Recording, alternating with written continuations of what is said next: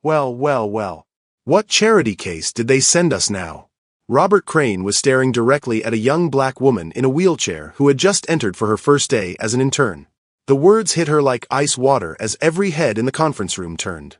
What happened next would be 2 weeks of systematic torture disguised as an internship. Mail sorting in basements. Impossible assignments designed to humiliate. Public degradation that made colleagues look away in shame. But Robert Crane had made one fatal assumption about the intern he was destroying, because what happened next didn't just end Robert's career. It rewrote the rules of corporate justice forever. Sometimes the people you underestimate the most are connected to forces you never see coming. Hello, my beautiful family. If you are enjoying this story, don't forget to hit that subscribe button, like the video and comment where you are watching from. Your support helps us bring more powerful stories. And trust me, you won't want to miss them. Now, let's continue. The elevator in Foster Technologies hummed quietly as it carried Kenneth Foster to the 42nd floor of his empire.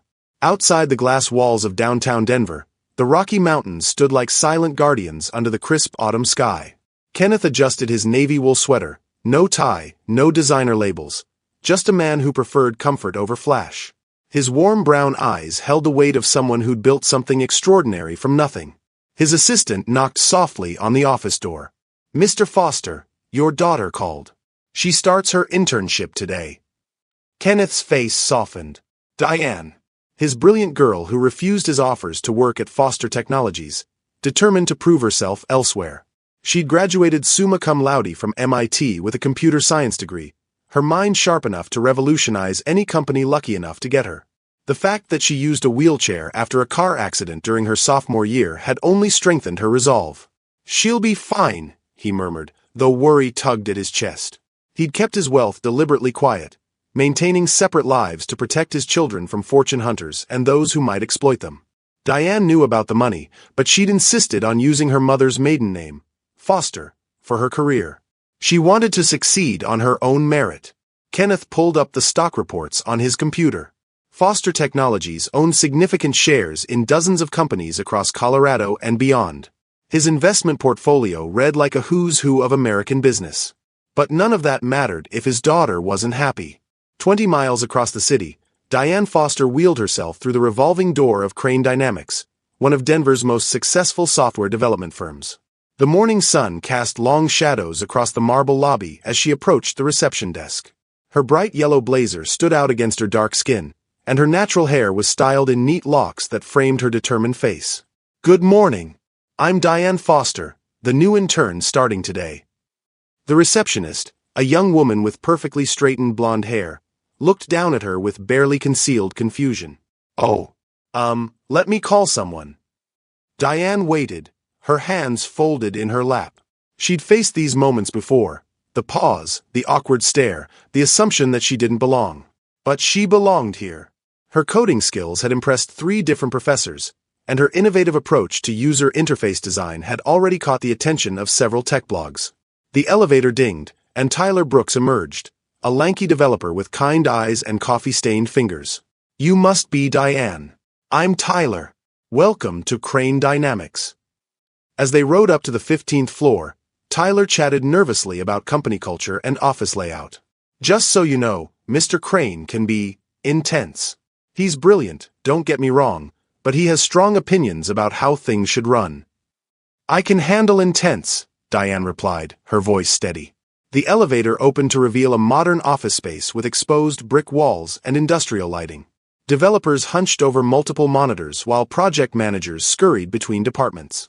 It felt alive, productive. Diane smiled. "There's your workstation," Tyler pointed to a desk near the back. "I made sure it's height adjustable and accessible. The bathroom down the hall has." "Thank you." Diane's tone was warm but firm. She appreciated his thoughtfulness without making it a big production. As she unpacked her laptop and personal items, Diane noticed the other employees stealing glances. Some looked curious, others sympathetic. A few seemed uncomfortable, as if they weren't sure how to act around her. She'd learned to read these reactions years ago. Carmen Lopez, a marketing manager with silver-streaked hair and a no-nonsense attitude, stopped by her desk. "Need anything? Coffee. Tour of the building." Coffee sounds perfect. In the break room, Carmen lowered her voice. Word of advice: stay under the radar today. Crane's in one of his moods. Big client meeting went sideways over the weekend. Before Diane could respond, the unmistakable sound of expensive leather shoes clicked across the hardwood floor. Robert Crane entered the break room like he owned not just the building but the air inside it. His steel-gray hair was perfectly styled, and his charcoal suit probably cost more than most people's monthly rent. Cold blue eyes swept the room before landing on Diane. "And who might you be?" "Diane Foster, sir. The new intern." Robert's expression shifted almost imperceptibly. His gaze moved from her face to her wheelchair, then back up again. Something calculated flickered behind his eyes. "Intern." He said the word like it tasted bitter. Human resources really outdid themselves this time. "What's your background, Miss Foster?" "Computer science from MIT. I specialize in user interface design and accessibility programming." MIT. Robert's smile held no warmth. "How progressive of them. Well, we'll see what you can actually do here in the real world." The room fell silent. Carmen's coffee mug froze halfway to her lips. Tyler appeared in the doorway, sensing the tension but afraid to intervene. "I'm ready to contribute however I can," Diane said evenly. "Oh, I'm sure you are." Robert's tone dripped with condescension. "Tyler, why don't you show Miss Foster to the filing room? I'm sure she can handle organizing some paperwork. We wouldn't want to overwhelm her on the first day." Tyler's face flushed red. "Actually, sir, I was going to have her work on the Morrison account interface. Her portfolio shows some really innovative." "The filing room, Tyler." Robert's voice cut like ice. "I'm sure Miss Foster understands the importance of starting at the bottom and working up. Assuming she's capable of working up." Diane felt heat rise in her chest, but she kept her expression neutral. "I understand perfectly." As Robert left the break room, his phone buzzed. Crane speaking. "What do you mean the Foster Technologies deal fell through? I thought we had that locked down." His voice faded as he disappeared down the hallway. Carmen placed a gentle hand on Diane's shoulder. "Don't let him get to you. He's like that with everyone." But Diane knew better. She'd seen that look before. The assessment, the dismissal, the calculation that she was somehow less than. The fact that her last name was Foster hadn't even registered with him. If it had, he might have connected the dots to Foster Technologies, the company whose partnership he'd apparently just lost. As she wheeled toward the filing room, Diane pulled out her phone and sent a quick text to her best friend Rebecca. "First day is interesting. Call you tonight." She didn't text her father.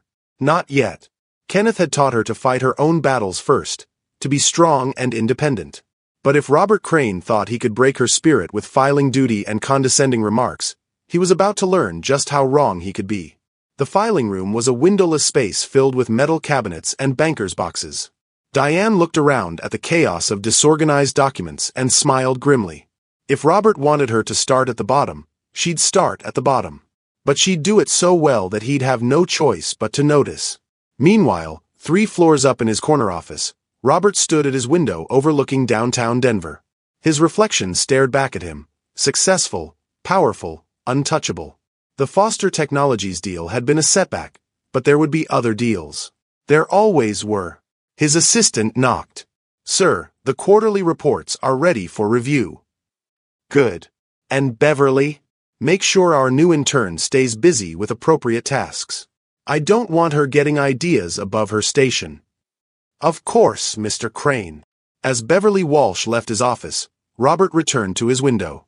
He'd built Crane Dynamics from a small startup into a multi-million-dollar corporation through careful calculation and strategic ruthlessness. He knew how to read people, how to identify threats and eliminate them before they became problems. The girl in the wheelchair wasn't a threat. She was an annoyance, probably some diversity hire forced on him by legal requirements. But annoyances had a way of becoming problems if you didn't handle them properly. Robert pulled up the employee files on his computer and found Diane's resume. MIT graduate, impressive GPA, glowing recommendations. On paper, she looked qualified. But Robert had learned not to trust paper.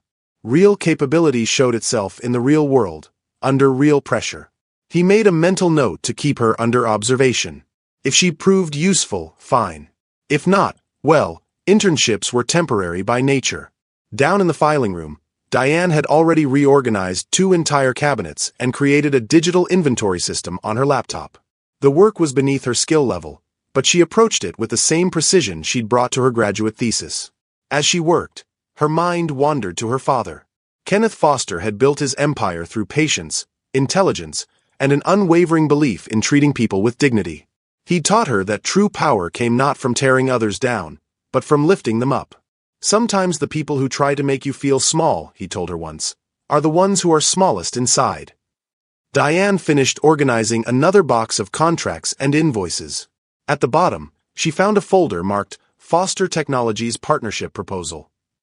Her heart skipped a beat as she opened it. The documents detailed Robert's failed attempt to secure a partnership with her father's company. The proposal was poorly written, full of assumptions about Foster Technologies' structure and goals. No wonder it had been rejected. For a moment, Diane considered calling her father immediately. One phone call could end Robert's condescending treatment instantly. But that wasn't who she was. She'd earned her place at MIT through hard work, not family connections. She'd earn her respect here the same way. Still, as she filed the Foster Technologies folder in its proper place, Diane couldn't help but smile. Robert Crane had no idea who he was dealing with. And if he continued down this path of disrespect and discrimination, he was going to find out just how dangerous it was to underestimate a Foster. The afternoon sun slanted through the office windows as employees returned from lunch. In a few hours, Diane would call her father for their daily check-in. She hoped she'd have good news to share. But somehow, looking at the man who dismissed her so easily, she suspected this was only the beginning. The morning air in downtown Denver carried the crisp promise of autumn as Diane arrived at Crane Dynamics for her second day. She'd spent the previous evening on a video call with her father, carefully editing out Robert's condescending behavior. Kenneth had enough worries running his empire without fretting over her workplace dynamics.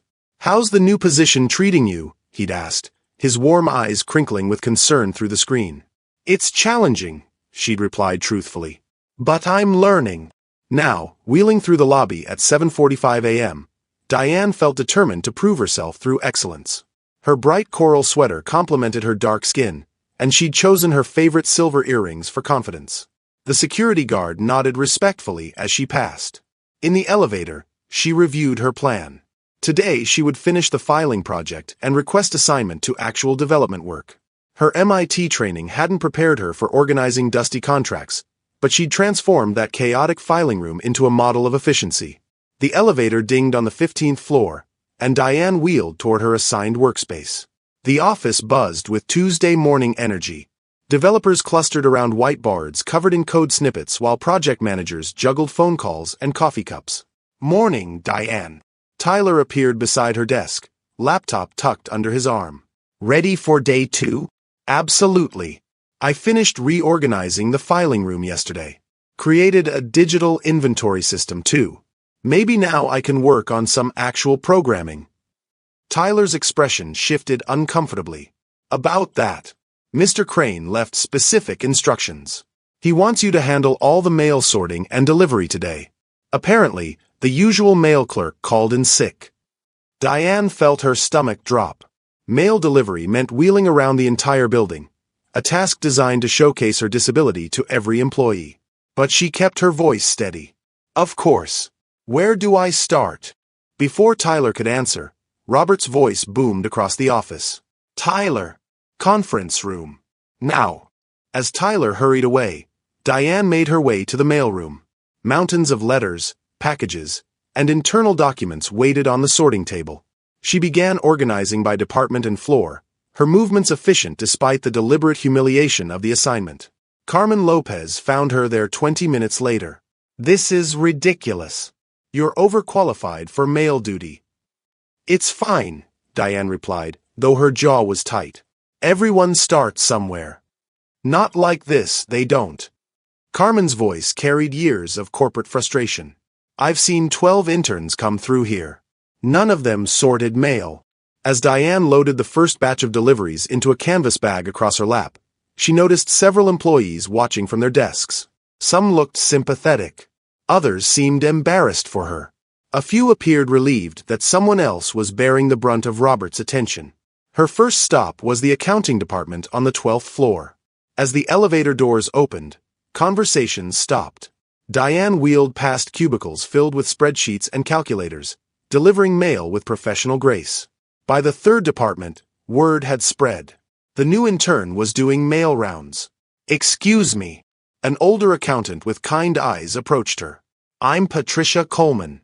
I just wanted to say welcome to the company." "Thank you. I'm Diane Foster. If you ever need anything, my office is always open." These small kindnesses kept Diane's spirit afloat as she continued her rounds. But when she reached the executive floor, the atmosphere changed. Robert's assistant, Beverly Walsh, looked up from her desk with obvious discomfort. "Just leave the mail here," Beverly whispered, glancing nervously toward Robert's office. Through the open door, Diane could see Robert on a phone call, his back to the doorway. His voice carried clearly into the reception area. "I don't care what their diversity requirements are, Frank. We're not lowering our standards to accommodate every bleeding heart cause that walks through our doors." Diane's hand stilled on the mailbag. Beverly's face flushed red. "Some of these people think they're entitled to special treatment just because of their circumstances," Robert continued. "But this is the real world. Results matter, not sob stories." The words hit Diane like physical blows. She'd heard similar sentiments before, but never so blatantly expressed about her specifically. Her breathing became shallow. Robert's voice grew louder. "Mark my words, Frank. Give them an inch and they'll take a mile. Next thing you know, we'll be redesigning our entire office for the convenience of people who can't even do the job properly." Beverly stood abruptly. "Mr. Crane, your 10 a.m. appointment is here." The phone conversation ended. Robert emerged from his office, straightening his expensive tie. His cold blue eyes landed on Diane with unmistakable satisfaction. "Ah, Miss Foster. How are you finding your new responsibilities? Not too challenging, I hope." Diane met his gaze directly. "I'm managing just fine, thank you." "Excellent. Beverly, make sure Miss Foster understands that punctuality is essential in mail delivery. Our employees depend on timely communication." His smile was razor-sharp. "We wouldn't want anyone to think we're making allowances for slower service." The insult hung in the air like poison gas. Beverly's face had turned pale. Down the hallway, Frank Morrison emerged from the conference room and witnessed the exchange. His expression showed genuine shock. "Of course, sir," Beverly whispered. Robert returned to his office, leaving Diane alone with Beverly and Frank. The silence stretched uncomfortably. "I should finish my rounds," Diane said quietly. As she wheeled toward the elevator, Frank stepped forward. "Miss Foster? I'm Frank Morrison, Business Development. I wanted to apologize for what you just heard. That was completely inappropriate." Diane paused. Frank appeared to be in his late 30s, with honest brown eyes and a rumpled suit that suggested he cared more about substance than style. His words seemed genuine. "Thank you," she replied. "But I can handle it." "I'm sure you can. Still, if you ever need someone to listen." Frank handed her his business card. "What happened up here isn't reflective of everyone at this company." Back in the elevator, Diane's composure finally cracked. Her hands trembled as she pressed the button for the 15th floor. The humiliation burned in her chest, but beneath it, something else was building. Anger. Cold, focused anger. She completed her mail rounds mechanically, delivering the remaining items with robotic efficiency. Other employees offered smiles and small talk, but their kindness felt distant now. Robert's words echoed in her mind. People who can't even do the job properly. By lunchtime, Diane had retreated to a quiet corner of the building's cafeteria. She picked at her salad while scrolling through her phone, trying to distract herself from the morning's events. A text from Rebecca appeared. "How's day 2 going?" "Better than yesterday." Diane stared at the message for a long moment before typing back, "Learning a lot about corporate culture." Good or bad learning? Educational. As she ate, Diane noticed several Crane Dynamics employees at nearby tables. Their conversation seemed normal, professional. These were good people doing honest work. Robert's toxicity hadn't infected everyone. The afternoon brought more mail duties and additional humiliations. Robert assigned her to clean out old storage closets, tasks that required extensive reaching and stretching that he knew would be difficult from a wheelchair. Each assignment felt calculated to emphasize her disability while providing him plausible deniability. By 4 p.m., Tyler could no longer stay silent. He approached Diane as she reorganized a supply closet that hadn't been touched in months. "This is wrong," he said quietly. "You should be working on development projects, not janitorial duties." "It's temporary," Diane replied, though her voice lacked conviction. "No, it's not. This is deliberate." Tyler's youthful face was flushed with indignation. "Crane's trying to break you down. Make you quit." Diane stopped sorting supplies and looked directly at Tyler. "Why?" "Because you threaten him. Your resume is better than half the senior developers here. Your ideas are innovative. And you're—" Tyler struggled for words. "Different. Not white. Not male. Not walking." He sees all of that as weakness, but really he's terrified of your strength. That evening, Diane sat in her accessible apartment overlooking downtown Denver. The city lights twinkled below as she processed the day's events. Her laptop was open to a half-finished email to her father, but she couldn't find the right words. How could she explain that the promising internship had become a masterclass in workplace discrimination? How could she tell Kenneth that his brilliant daughter was being treated like a charity case by a man too ignorant to recognize her worth? Her phone rang. Kenneth's name appeared on the screen. "Hi, Dad." "Hello, sweetheart. How was day 2? Diane closed her eyes. "Challenging." Good challenging or difficult challenging? The question hung between them. Kenneth had always been able to read her moods, even through phone calls. His success in business came partly from his ability to understand people, to hear what they weren't saying. "Both," Diane admitted. "Want to talk about it?" For a moment, Diane considered telling him everything. About Robert's cruelty, the mail duties, the overheard conversation. One phone call from Kenneth Foster could end this nightmare instantly. Robert would grovel and apologize and suddenly discover her remarkable qualifications. But that wasn't who she wanted to be. She'd fought too hard for independence to hide behind her father's wealth now. "I can handle it, Dad. Just workplace politics." "If you're sure." Kenneth's tone suggested he wasn't entirely convinced. "Remember, honey, you don't have to prove anything to anyone. You're already extraordinary." After hanging up, Diane stared at her reflection in the dark window. Tomorrow was Wednesday, halfway through her first week. She could endure Robert's petty cruelties and calculated humiliations. She could rise above his ignorance and prejudice. But as she prepared for bed, Diane made herself a promise. Robert Crane thought he could break her spirit with filing duties and storage closet assignments. He thought her wheelchair made her weak, her skin color made her inferior, her gender made her disposable. He was about to learn just how wrong one man could be. In his penthouse across town, Robert poured himself a glass of 20-year-old scotch and reviewed the day's victories. The foster girl was learning her place. By Friday, she'd either quit in frustration or settle into the menial role he'd carved out for her. Either outcome worked perfectly for him. What Robert didn't know was that his casual cruelty had been witnessed by more people than he realized. Frank Morrison had spent the afternoon making quiet phone calls. Beverly Walsh had updated her resume. Tyler Brooks had started documenting incidents in a private file. And somewhere in the city, Kenneth Foster was staring at his phone, troubled by the forced cheerfulness in his daughter's voice. The wheels of justice moved slowly sometimes, but they were beginning to turn. On day 3, Robert Crane arrived at his office that morning with the satisfaction of a man who believed he was winning. His Italian leather shoes clicked against the marble lobby floor as he strode past the security desk, ignoring the respectful nods from staff. The previous day had gone exactly as planned. The foster girl was learning her place in his carefully ordered world. In the elevator to his penthouse office, Robert reviewed his strategy. Break down the weak ones early, establish dominance, maintain control. It was a formula that had served him well for 15 years of corporate leadership. The girl's disability made her an easy target, and her race provided additional leverage in his psychological warfare. By Friday, she would either quit or become so demoralized that she would pose no threat to his authority. His assistant, Beverly, greeted him with coffee and a stack of morning reports. "Good morning, Mr. Crane. Your 9 a.m. with the Patterson Group has been moved to 10:30. Fine. Where's our intern this morning?" Beverly's hands trembled slightly as she organized his schedule. "I believe she's in the mail room again, sir." "Excellent. Make sure she understands that accuracy is paramount.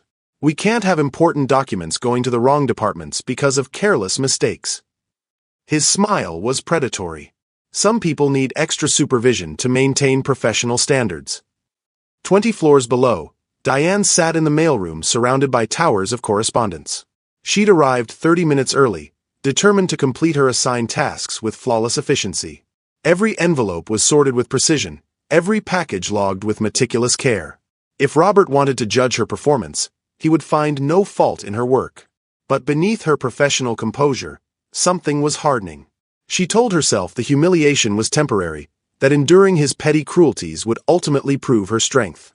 This was just another test, like the accessibility barriers she'd faced at MIT or the skeptical professors who'd questioned her capabilities. "Morning, Diane." Tyler appeared in the doorway with 2 cups of coffee. "Thought you might need caffeine fuel." "Thank you." She accepted the cup gratefully. "Any word on when I might start actual development work?" Tyler's expression darkened. "I asked Crane about it yesterday. He said you needed to demonstrate reliability in basic tasks first." "How long does demonstrating reliability typically take?" "For other interns? About 2 days." Tyler's voice carried barely controlled anger. "But I think he's playing by different rules with you." Diane forced herself to stay calm. "Then I'll play by his rules until he runs out of excuses." As Tyler left for his morning meetings, Diane wheeled the mail cart toward the elevator.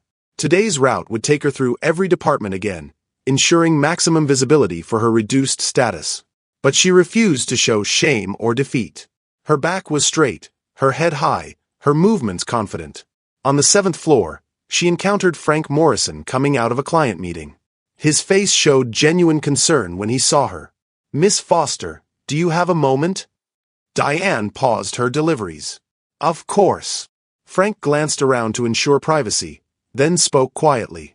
"I made some calls yesterday. About what happened on the executive floor." "That's not necessary, Mr. Morrison." "Yes, it is."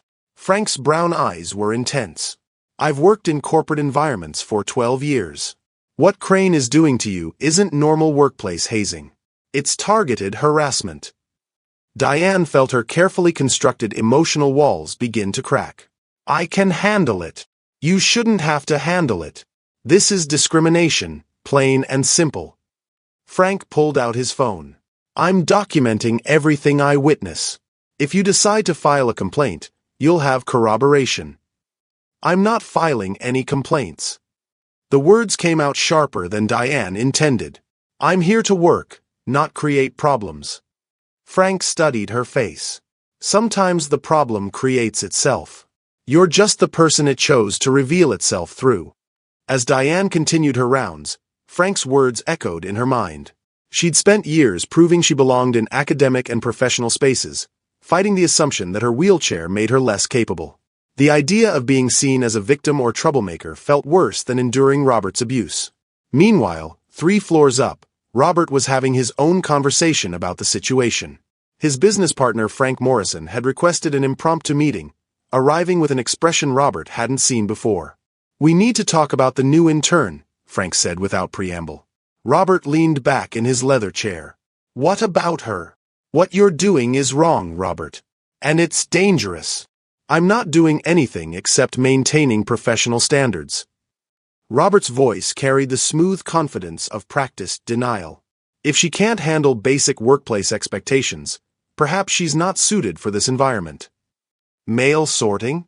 Storage closet organization? Those aren't workplace expectations for MIT graduates. Robert's eyes narrowed. "She's an intern, Frank. Interns do whatever needs doing. That's how they learn the business from the ground up." "That's bullshit, and you know it." Frank's usually calm demeanor cracked. "I've seen you assign actual development work to interns on their first day. White male interns." I don't like your implication. I'm not implying anything. I'm stating it directly. You're discriminating against that girl because she's black and disabled, and if you keep it up, you're going to destroy this company. Robert stood abruptly, his 6-foot frame towering over Frank's desk. This is my company, Frank. I built it from nothing, and I'll run it however I see fit. If you don't like my management style, you're welcome to find another partnership. The threat hung between them like a blade. Frank had invested 8 years and significant capital into Crane Dynamics. Walking away would cost him everything he'd worked for. But staying silent felt like complicity in something increasingly ugly. Just think about what you're doing, Frank said finally. That girl hasn't done anything to deserve your hostility. After Frank left, Robert poured himself a glass of water and stared out his window at downtown Denver. Frank's accusations were ridiculous. He wasn't discriminating against anyone. He was simply maintaining the high standards that had made Crane Dynamics successful. Some people were cut out for competitive business environments, and others weren't. It wasn't his fault if certain individuals couldn't handle the pressure. The foster girl would either adapt or leave. Either outcome served his purposes. Down in the cafeteria, Diane sat alone with her lunch, reviewing emails on her phone. Several messages from MIT classmates asked about her new position. She crafted carefully neutral responses that avoided mentioning the reality of her assignments. Mind if I join you? Carmen Lopez appeared with a salad and a determined expression. Please, sit. Carmen studied Diane's face as she settled into the opposite chair. How are you holding up? I'm fine. No, you're not. Nobody would be fine in your situation. Carmen's voice carried the authority of someone who'd navigated corporate politics for decades. I've watched Crane operate for 5 years. What he's doing to you is calculated and cruel. Diane set down her sandwich. Why are you telling me this? Because someone needs to. Carmen leaned forward. I've seen him target other employees before. People who threatened his sense of control. But never this blatantly. What happened to them? Most quit. A few fought back and got fired for unrelated reasons. One filed a harassment complaint and suddenly found himself blacklisted from every major firm in Denver. The information hit Diane like cold water. Are you trying to scare me? I'm trying to prepare you. Crane doesn't back down. He escalates until he gets what he wants. Carmen's expression was grim. The question is, what are you going to do about it? That afternoon, Diane found herself assigned to cleaning out the basement storage area, a task that required navigating poorly lit spaces and reaching high shelves that were clearly inaccessible from her wheelchair. The assignment was so obviously designed to highlight her disability that even Robert's usual veneer of plausible deniability had worn thin. She called Tyler for assistance with the higher shelves, trying to maintain professional dignity while performing janitorial work that had nothing to do with software development. As they worked together in the dusty basement, Tyler's frustration finally boiled over. This is insane. You have a computer science degree from MIT. You should be leading project teams, not reorganizing storage closets. It's temporary, Diane repeated, though the words felt increasingly hollow. When? When does it become not temporary? Tyler's young face was flushed with indignation. When does Robert Crane suddenly discover your qualifications and apologize for wasting your talents? Diane had no answer. She'd been telling herself the same story for 3 days, believing that excellence and perseverance would eventually overcome prejudice. But Carmen's warnings echoed in her mind. What if Robert never intended to give her real work? What if the entire internship was designed to humiliate her into quitting? As they finished organizing the storage area, Diane made a decision that surprised herself. Tyler, I need you to do something for me. Anything. I want you to document everything. Every assignment, every conversation, every incident. Can you do that quietly? Tyler's eyes widened. You're going to fight back? I'm going to be prepared. Diane's voice carried new steel. If this gets worse, I want evidence. That evening, Diane sat in her apartment staring at her phone.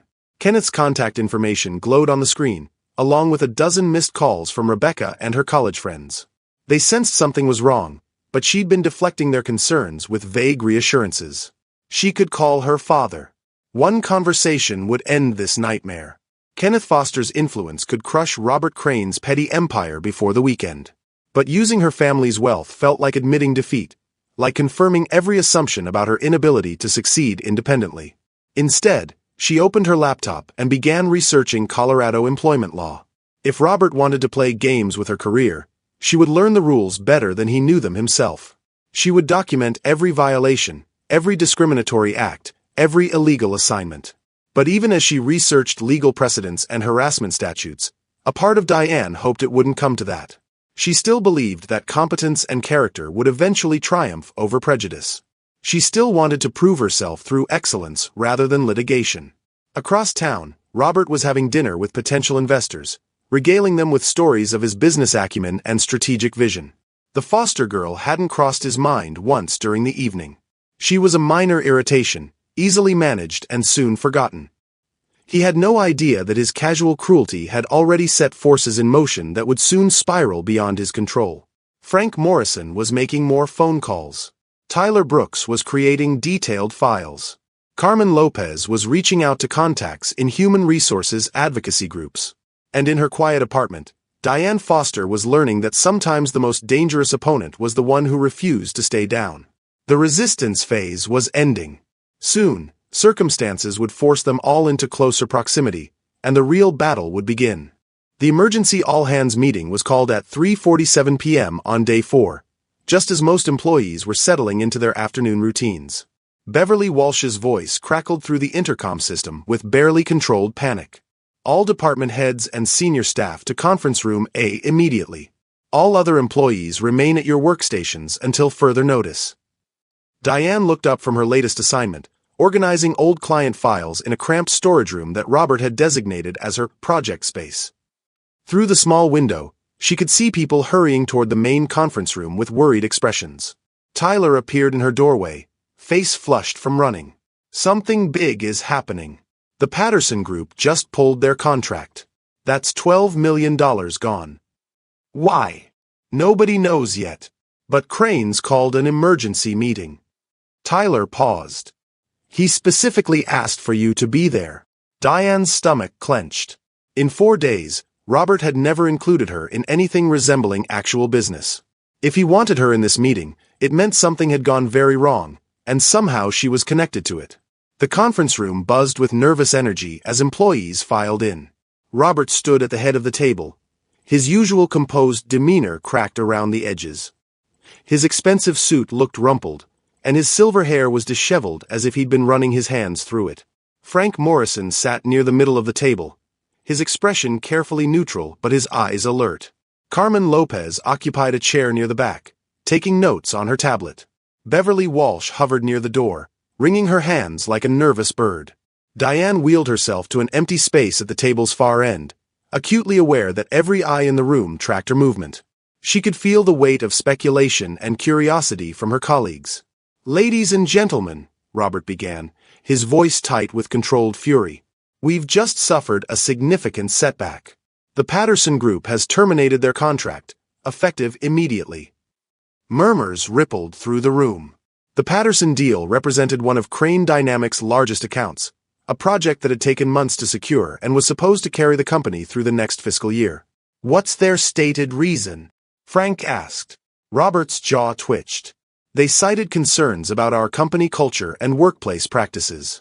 Apparently, someone has been feeding them information about our internal operations." The room fell silent.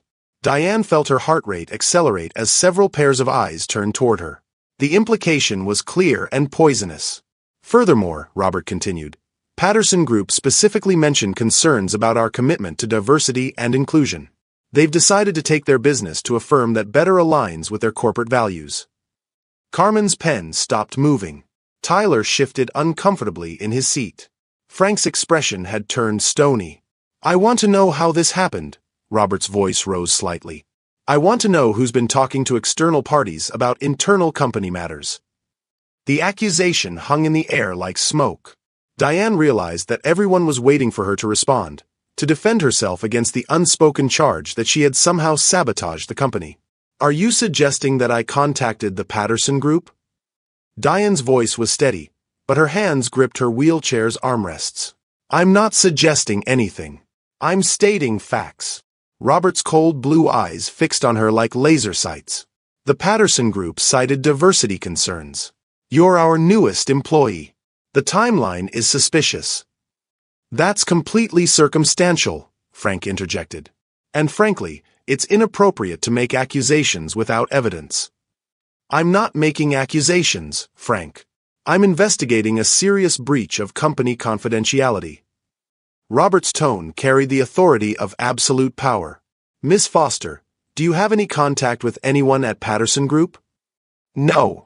Have you discussed your experience here with anyone outside the company?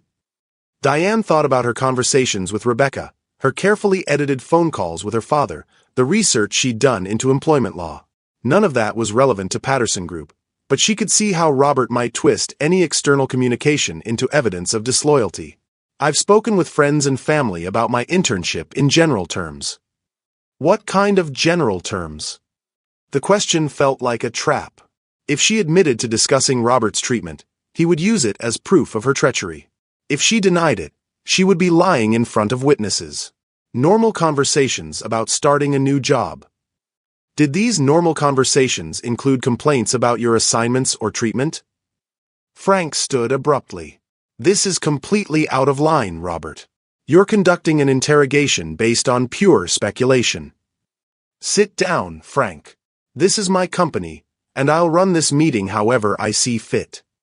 Actually, it's our company, and what you're doing right now could expose us to a massive liability lawsuit. The tension in the room was suffocating. Diane could see other employees exchanging glances, uncertain whether to intervene or remain silent. Carmen had stopped taking notes entirely and was staring at Robert with obvious disgust. Fine, Robert said, his voice dripping with false reasonableness. Let's approach this differently. Miss Foster, since you're clearly invested in our company's success, I'm sure you won't mind working closely with me to identify how this information leak occurred. Diane felt her throat constrict. What does that mean? It means you'll be assisting me personally with damage control. Starting immediately, you'll work directly under my supervision to help restore our reputation and secure new clients. His smile was predatory. Consider it a promotion. The room erupted in quiet murmurs. Tyler looked stricken. Frank's face had turned red with anger. Carmen was typing furiously on her tablet, probably documenting everything. I'd prefer to continue with my current assignments, Diane said carefully. I'm afraid that's not an option. This is a crisis situation, and I need all hands on deck. You'll report directly to me until further notice. As the meeting dispersed, employees filed out with troubled expressions. Frank lingered near Diane's workstation, his concern obvious. This is retaliation, he said quietly. He's punishing you for something you didn't do. Can you prove I didn't do it? Diane asked. Frank was silent for a moment. Can he prove you did? That evening, Diane found herself trapped in Robert's outer office, supposedly helping Beverly organize client files while Robert worked late on damage control. The real purpose was obvious: surveillance and intimidation. Beverly worked with nervous efficiency, stealing glances at Diane every few minutes. I'm sorry about this, she whispered during one of Robert's phone calls. It's not your fault. Isn't it though? Beverly's voice was barely audible. I've watched him do this to people before. I never said anything. Never stood up to him. Through Robert's open door, they could hear him on yet another phone call with potential clients. His voice smooth and persuasive as he downplayed the Patterson situation. But each call was taking longer, and his frustration was becoming more apparent. Beverly! Robert's voice cracked like a whip. Get me the Morrison account files. And bring Miss Foster in here. I need to discuss her new responsibilities. Diane wheeled into Robert's office, acutely aware that she was now completely alone with him. The space felt oppressive, decorated with expensive art and awards that testified to his success and power. Shut the door, Robert commanded. Diane hesitated. I'd prefer to leave it open. I said shut the door. With no choice, Diane closed the door behind her. Robert stood behind his massive desk, silhouetted against the Denver skyline. The sun was setting, casting long shadows across the office. Let's be clear about something, Robert began, his voice dangerously quiet. "I know you're responsible for the Patterson situation. I can't prove it yet, but I will. I had nothing to do with Patterson Group. Maybe not directly. But your presence here has created problems. Your attitude, your victim mentality, your constant need for special accommodation. It all adds up to a toxic environment that drives away legitimate business." Diane felt her careful composure beginning to crack. "My victim mentality? Don't play innocent. From day one, you've acted like we owe you something special because of your circumstances. You've made people uncomfortable, created unnecessary drama, and now we're paying the price. The only drama has come from you treating me like a second-class employee." Robert's eyes flashed. "Second class? You're lucky to be here at all. Do you have any idea how many qualified candidates we turned down to make room for someone like you?" "Someone like me?" "Someone who brings nothing but problems and complications. Someone who expects the entire company to revolve around their limitations." The words hit Diane like physical blows. She'd heard variations of these sentiments before, but never delivered with such calculated cruelty. "I've never asked for anything special. I've done every assignment you've given me, no matter how irrelevant to my qualifications. And now you're going to do more. You're going to help me fix the mess you've created. Starting tomorrow, you'll be working exclusively on client relations. Making calls, sending emails, representing Crane Dynamics to potential partners." Diane realized the true horror of his plan. He was going to put her in direct contact with clients and prospects, then use any negative responses as evidence of her inadequacy. If potential clients showed any hesitation about working with a company that employed a black woman in a wheelchair, Robert would blame her for driving away business. "You can't do this. I can do whatever I want. This is my company, and you work for me." Robert leaned forward, his voice dropping to a whisper. "Unless, of course, you'd prefer to resign. I'd be happy to provide a positive reference letter citing your decision to pursue other opportunities." The offer hung between them like poisoned honey. Diane could end her torment immediately, walk away with her dignity partially intact, and never see Robert Crane again. But accepting his offer would mean admitting defeat, confirming every prejudiced assumption about her capabilities. "I'm not resigning." Robert's smile was arctic. "Then I guess we'll be working very closely together. I do hope you're up for the challenge." As Diane left his office, she realized that her situation had fundamentally changed. The casual humiliation and petty assignments were over. Now Robert was waging open warfare, using her identity as a weapon against both her and the company. But what Robert didn't understand was that Diane Foster had been fighting battles like this her entire life. And she'd learned that sometimes the only way to win was to refuse to lose. Back in her apartment that night, Diane finally made the phone call she'd been avoiding. Rebecca's voice was warm and concerned as she answered. "Diane, I've been worried about you. Your texts have been so weird lately." "Rebecca, I need to ask you something. Do you know anyone who works at Patterson Group?" "Patterson Group? The big consulting firm? Why? Just answer the question." "Yeah, my cousin Jake works there. Middle management, I think." "Why are you asking?" Diane closed her eyes. The coincidence was too perfect, too convenient. "Has Jake mentioned anything about Crane Dynamics lately?" "Actually, yes. He said they were ending some big contract because of workplace culture issues. Something about discrimination complaints." The pieces clicked into place. Patterson Group hadn't pulled their contract because of anything Diane had done. They'd made their decision based on information from other sources, probably employees who'd witnessed Robert's behavior or clients who'd heard rumors about his management style. But Robert had chosen to blame her anyway, using the situation as justification for escalating his campaign of harassment. He was trapped in his own paranoia, seeing threats and conspiracies where none existed. As Diane prepared for bed, she thought about tomorrow's forced collaboration with Robert.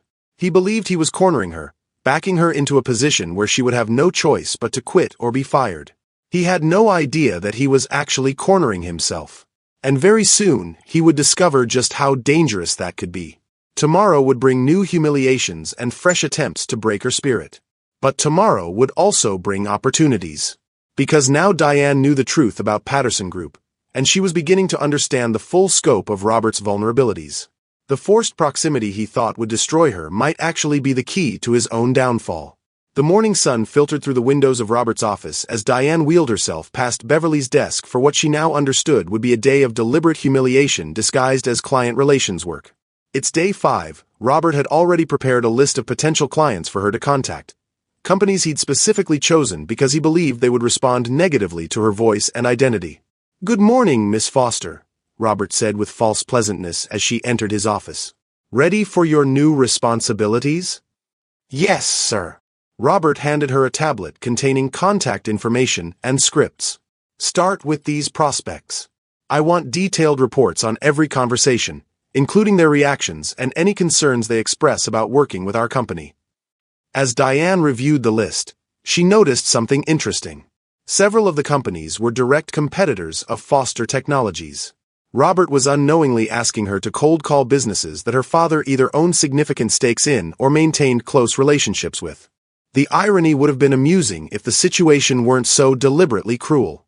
Her first call was to Pinnacle Software Solutions, a company she knew was partially owned by one of Kenneth's investment funds. The receptionist transferred her to the business development manager, a woman named Jessica who listened politely to Diane's pitch about Crane Dynamics services. "I'm sorry," Jessica said after Diane finished her presentation, "but we've heard some concerning things about Crane Dynamics' workplace culture. We're not interested in partnering with companies that don't align with our values." Robert, who had been listening from his desk, leaned forward with satisfaction. This was exactly the response he'd expected and wanted. "What specific concerns?" Diane asked, genuinely curious. "Word travels fast in the tech community. We've heard about discriminatory practices, hostile work environments, that sort of thing. It's a liability we can't afford to associate with." After ending the call, Diane turned to Robert with the results. His smile was triumphant. "Interesting. They cited workplace culture concerns. The same issue that cost us the Patterson contract." His tone was loaded with accusation. "It seems our reputation problems are widespread." "Or maybe the problems are real," Diane replied quietly. Robert's expression hardened. "Make the next call." As the morning progressed, the pattern repeated itself. Company after company politely declined to work with Crane Dynamics, citing reputation concerns or cultural misalignment. With each rejection, Robert's satisfaction grew, and his treatment of Diane became more openly hostile. "Fascinating how these problems started appearing right around the time you joined us," he said after the 5th consecutive rejection. During lunch break, Diane escaped to the building's courtyard, needing fresh air and space to think. She was reviewing her notes when Frank Morrison approached with 2 cups of coffee. "Mind if I join you? Please." Frank settled onto the bench beside her wheelchair, his expression troubled. "I wanted to apologize for yesterday's meeting. What Robert did was completely inappropriate. Thank you for speaking up. I should have done more." Frank stared at his coffee. "I should have shut it down entirely." They sat in comfortable silence for a moment before Frank spoke again. "Can I ask you something personal?" Diane nodded. "Your last name is Foster. Any relation to Foster Technologies?" Diane's heart skipped. "Why do you ask?" "It's probably nothing, but I was reviewing some old files last night. Crane Dynamics tried to secure a partnership with Foster Technologies about 6 months ago. The proposal was rejected pretty decisively." Frank paused. The rejection letter was signed by Kenneth Foster, CEO. "Same last name as yours." Diane felt the weight of the moment. She could deflect, claim coincidence, maintain her carefully constructed independence. Or she could trust Frank with the truth that could change everything. "Kenneth Foster is my father." Frank's coffee cup froze halfway to his lips. "Your father is Kenneth Foster? The Kenneth Foster? The billionaire tech mogul?" "Yes." "Jesus Christ." Frank set down his cup with shaking hands. "Does Robert know?" "No. And I'd prefer to keep it that way." Frank stared at her in amazement. "Do you realize what this means? Your father could buy and sell Crane Dynamics 100 times over. He could destroy Robert with a phone call, which is exactly why I don't want him to know what's happening here." But why? Why put yourself through this abuse when you could end it instantly? Diane looked out at the Denver skyline, gathering her thoughts. When I was 19, I was in a car accident. Drunk driver ran a red light and hit my car head-on. I spent 8 months in rehabilitation, learning to use a wheelchair, rebuilding my life from scratch. Frank listened intently as she continued. During recovery, I overheard 2 nurses talking about me. They said it was such a shame about the rich girl who'd never have to work anyway because daddy's money would take care of everything. They assumed my disability didn't matter because I had financial security. That's horrible. But it made me realize something important. If I let my father's wealth define my worth or solve my problems, I'd never know what I was truly capable of. I'd always wonder if my successes were real or just purchased. Frank nodded slowly. So you've been proving yourself on your own terms. Exactly. I graduated from MIT on merit, not donations. I got this internship through my qualifications, not connections. And if I'm going to succeed in tech, it needs to be because of my abilities, not my family name. But what Robert's doing to you isn't about merit or qualifications. It's pure bigotry. I know. But calling my father would be like admitting that I can't handle the real world without protection. It would confirm every assumption about privileged people who need daddy to fight their battles. As they walked back into the building, Frank was quiet, processing the revelation. Finally, he spoke. What if there was another way? What if we could expose Robert's behavior without involving your father directly? What do you mean? I've been documenting everything I've witnessed. Tyler's been keeping records too. Carmen has contacts in employment advocacy groups. We might have enough evidence to file a formal complaint with state authorities. Diane considered this. That could take months to investigate. And Robert would probably fire me the moment he learned about it. Maybe. Or maybe the investigation itself would force him to back down. That afternoon brought a development that changed everything. As Diane continued her client calls under Robert's watchful supervision, Beverly knocked on the office door with an urgent expression. Mr. Crane, there's a call for you on line 3. Says it's about the Patterson Group situation. Robert picked up the phone with anticipation. Robert Crane speaking. Diane couldn't hear the other side of the conversation, but she watched Robert's expression shift from confidence to confusion to alarm. What do you mean investigation? What kind of investigation? Robert's voice rose. Based on whose complaint? The conversation continued for several minutes, with Robert's face growing paler by the moment. Finally, he hung up and sat in stunned silence. What was that about? Diane asked. Robert looked at her with something approaching panic. The Colorado Department of Labor is opening an investigation into workplace discrimination complaints at Crane Dynamics. Someone filed a formal complaint citing hostile work environment and discriminatory practices. Diane felt her stomach drop. Who filed the complaint? They wouldn't say. But the investigator mentioned specific incidents from this week. Detailed descriptions of harassment and retaliation. Robert's eyes narrowed suspiciously. Someone has been very thorough in documenting my interactions with you. The implications were terrifying. If Robert believed she had filed a complaint, his retaliation would be swift and vicious. But if she denied involvement, he might suspect someone else and begin a witch hunt among the staff. I didn't file any complaint, Diane said truthfully. Then who did?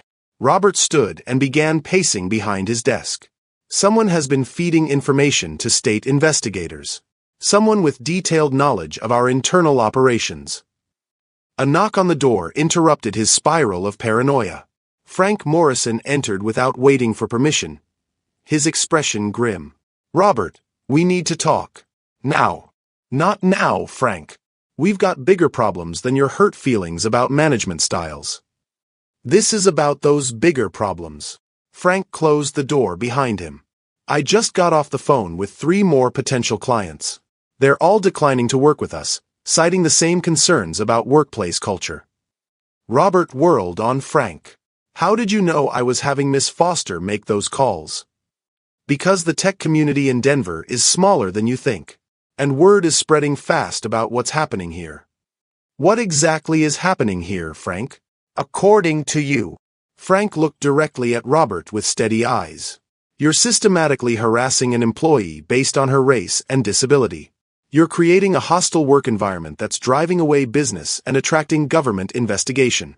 And you're too blinded by your own prejudices to see that you're destroying the company we built together.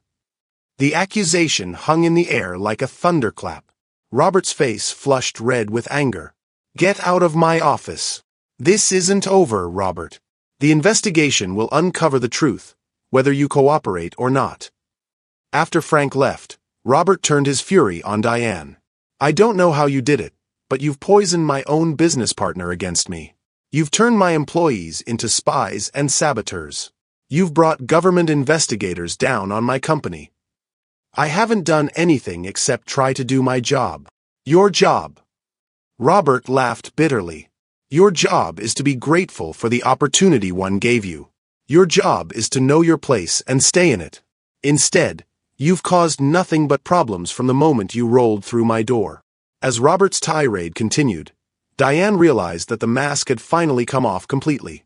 The man standing before her wasn't hiding his bigotry behind corporate speak anymore. He was revealing the full depth of his hatred and fear. But he was also revealing his weakness.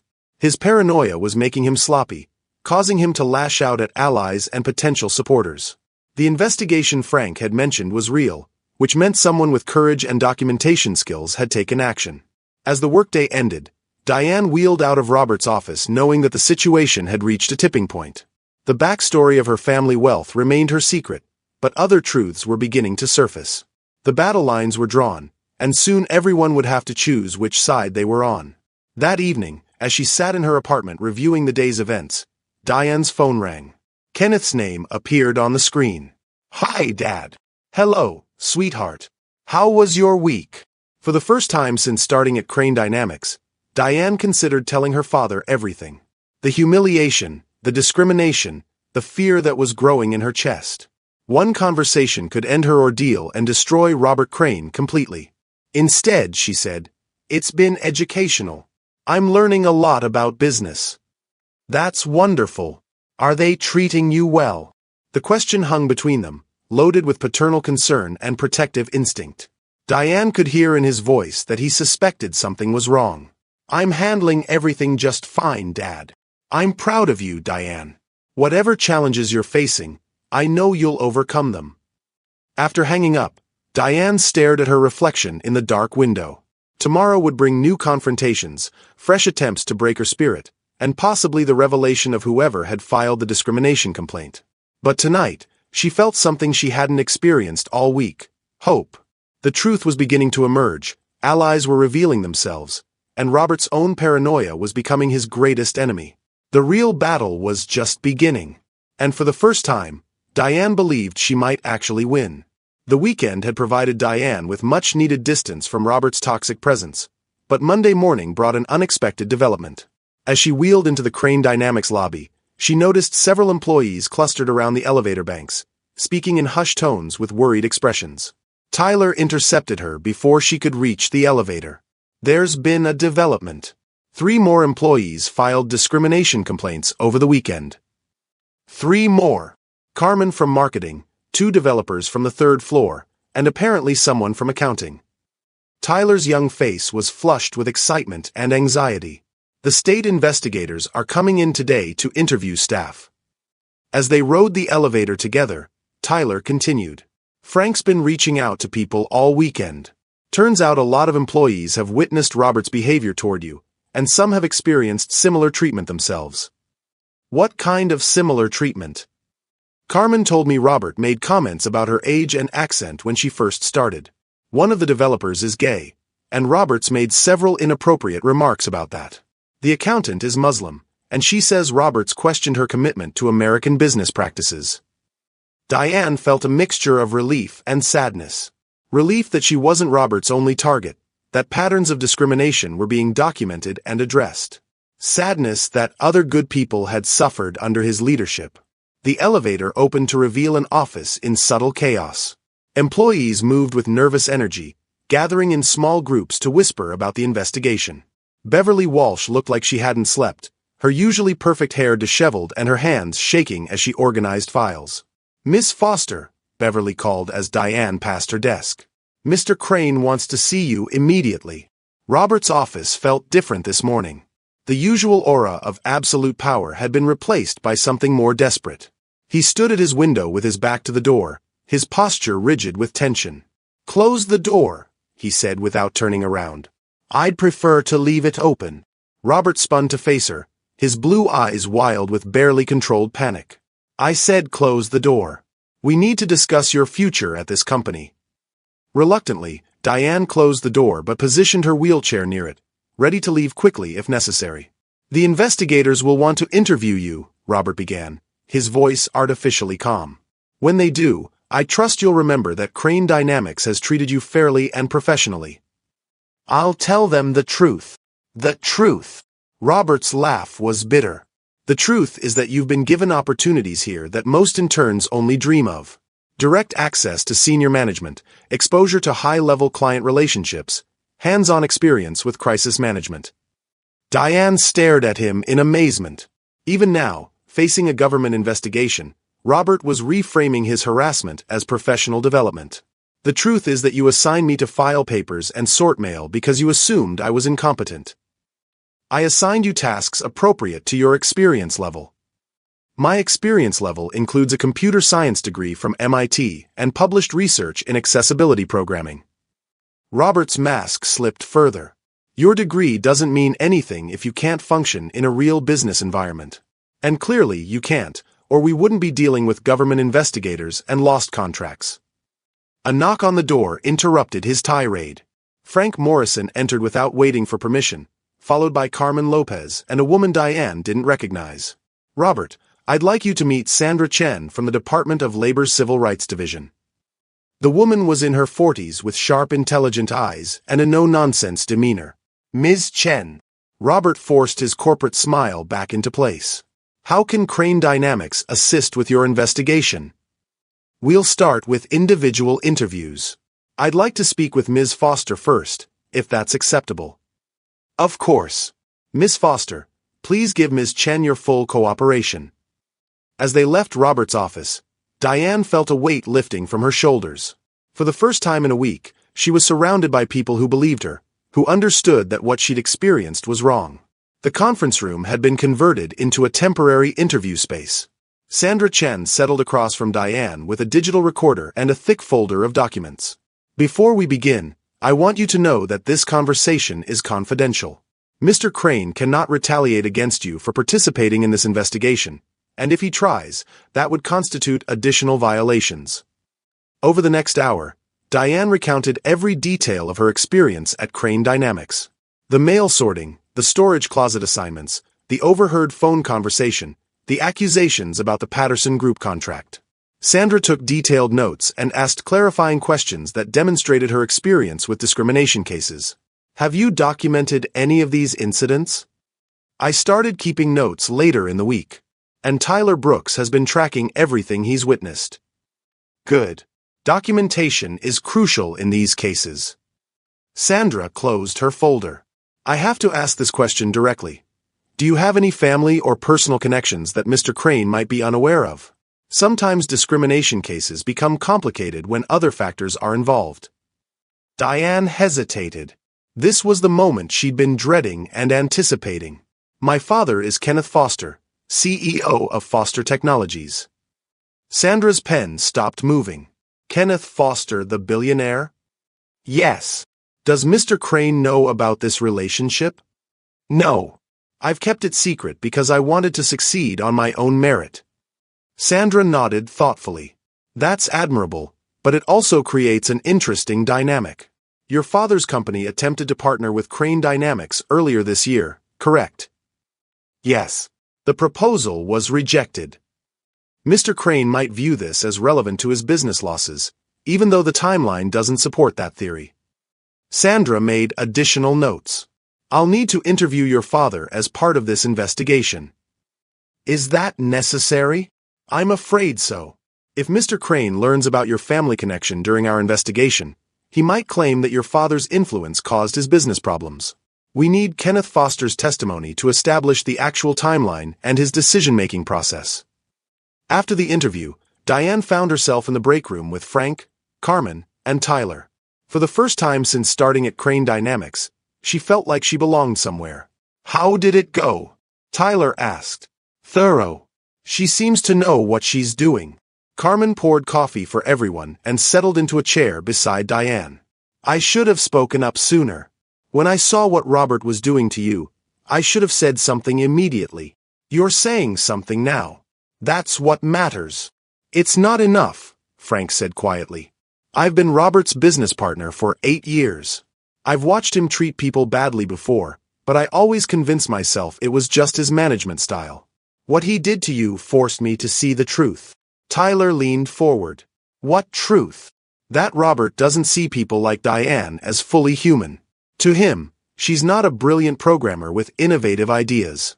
She's a diversity hire, a checkbox to fill, a problem to manage." Frank's voice carried the weight of painful recognition.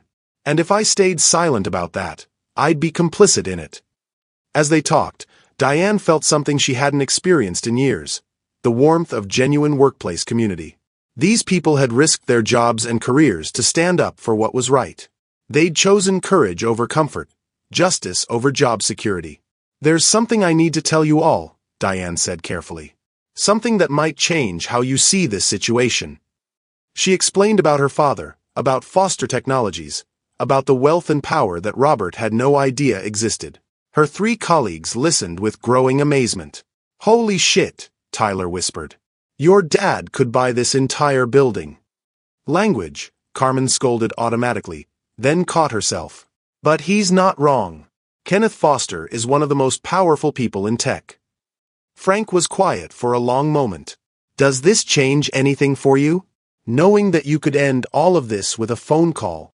"No," Diane replied firmly. "If anything, it makes me more determined to see this through the right way. Robert's behavior is wrong regardless of who my father is. Other employees shouldn't have to hope their parents are billionaires to get justice." Carmen reached across the table and squeezed Diane's hand. "You're remarkable, you know that? Most people in your position would have unleashed their father's lawyers on day one. Most people don't have something to prove the way I do." As the afternoon progressed, the investigators conducted more interviews. Employees emerged from the conference room with expressions ranging from relief to anger to determination. Word spread through the office that the investigation was comprehensive and serious. Robert spent the day locked in his office, making increasingly frantic phone calls to lawyers and business contacts. Through his open door, employees could hear fragments of conversations that revealed his growing desperation. "What do you mean reputation management? This is a witch hunt based on frivolous complaints. I don't care what the investigators think they found. These people are lying. Find me someone who can make this go away. Money is no object." By 4 p.m., the investigators had finished their initial interviews and scheduled follow-up sessions for later in the week. Sandra Chen emerged from the conference room with a thick folder of notes and a grim expression. She stopped by Diane's workstation before leaving. "We'll be in touch about next steps. In the meantime, document everything. If Mr. Crane's behavior changes in any way, report it immediately." As the investigators left the building, the office fell into a strange quiet. Employees worked at their desks with unusual focus, as if afraid to acknowledge what had just happened. The normal sounds of business continued, but underneath was a tension that everyone could feel. Frank approached Diane as she packed up her laptop. "Would you like to grab dinner? I think we all need to decompress after today." "That sounds perfect."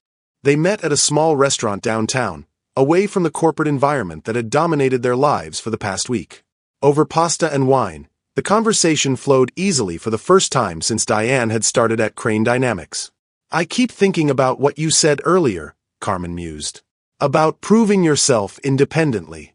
I respect that so much, but it also makes me sad." "Why sad?" "Because you shouldn't have to prove anything.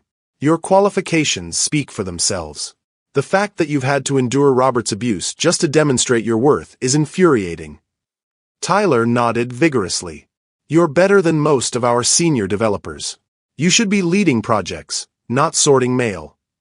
"Maybe after this investigation, things will change," Frank suggested. "If Robert is removed from his position, We could restructure the company with better leadership. Diane felt a flutter of hope. For the first time, she allowed herself to imagine a future at Crane Dynamics that didn't involve daily humiliation and discrimination. A future where her ideas were valued, her contributions recognized, her presence welcomed. "Do you really think that's possible?" she asked. "I think anything's possible now," Frank replied. "The investigation will take time, but the truth is finally coming out. Robert's reign of toxicity is ending." As they walked back to their cars, Carmen pulled Diane aside. "I want you to know something. Watching you handle this situation with such grace and dignity has inspired me. I've been dealing with Robert's microaggressions for 5 years, but I never had the courage to speak up until I saw you refuse to be broken. You had the courage all along. You just needed the right moment to use it. Maybe. But that moment came because of you." Driving home through the Denver evening, Diane felt lighter than she had in weeks.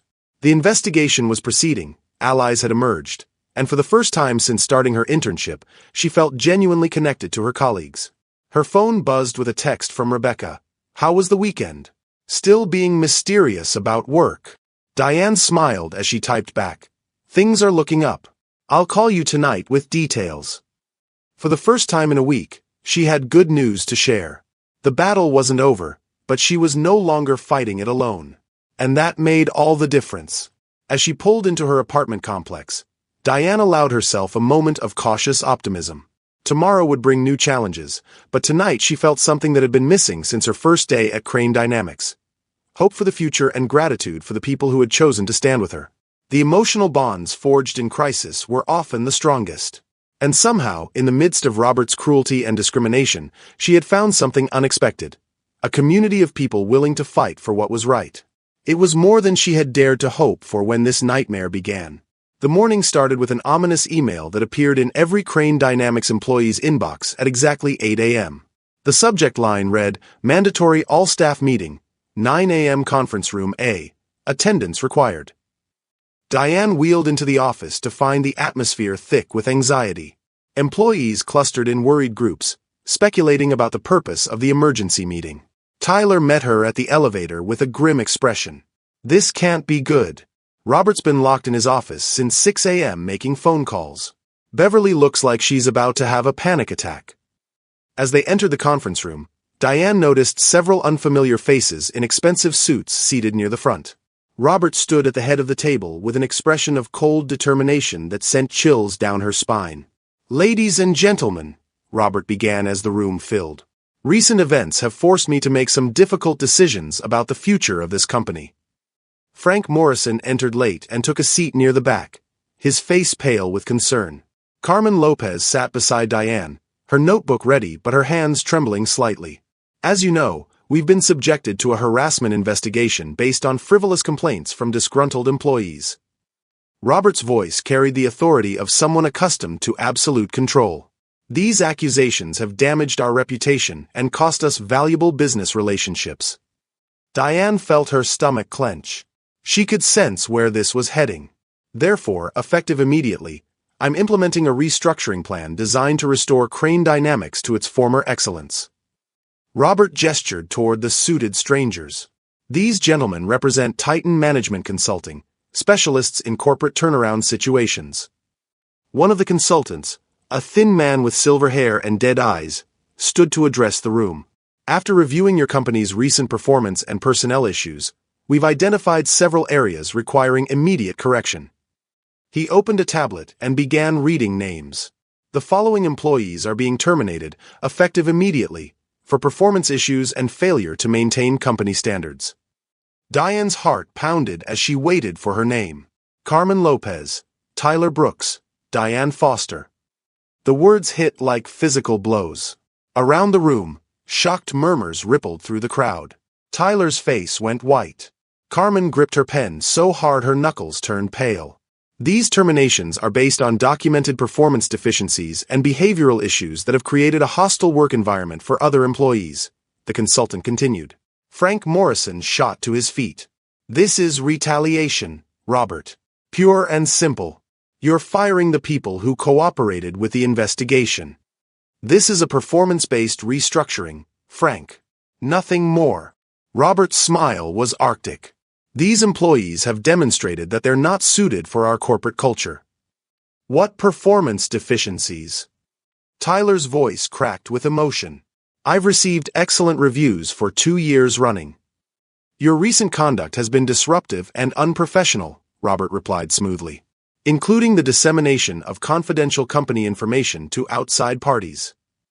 The accusation was clearly designed to suggest that Tyler had leaked information to investigators, though everyone in the room knew he'd simply told the truth when interviewed. Carmen stood slowly, her dignity intact despite the devastating blow. This is illegal retaliation, and you know it. Actually, it's not. Another consultant, a woman with sharp features and a briefcase full of documents, addressed the room.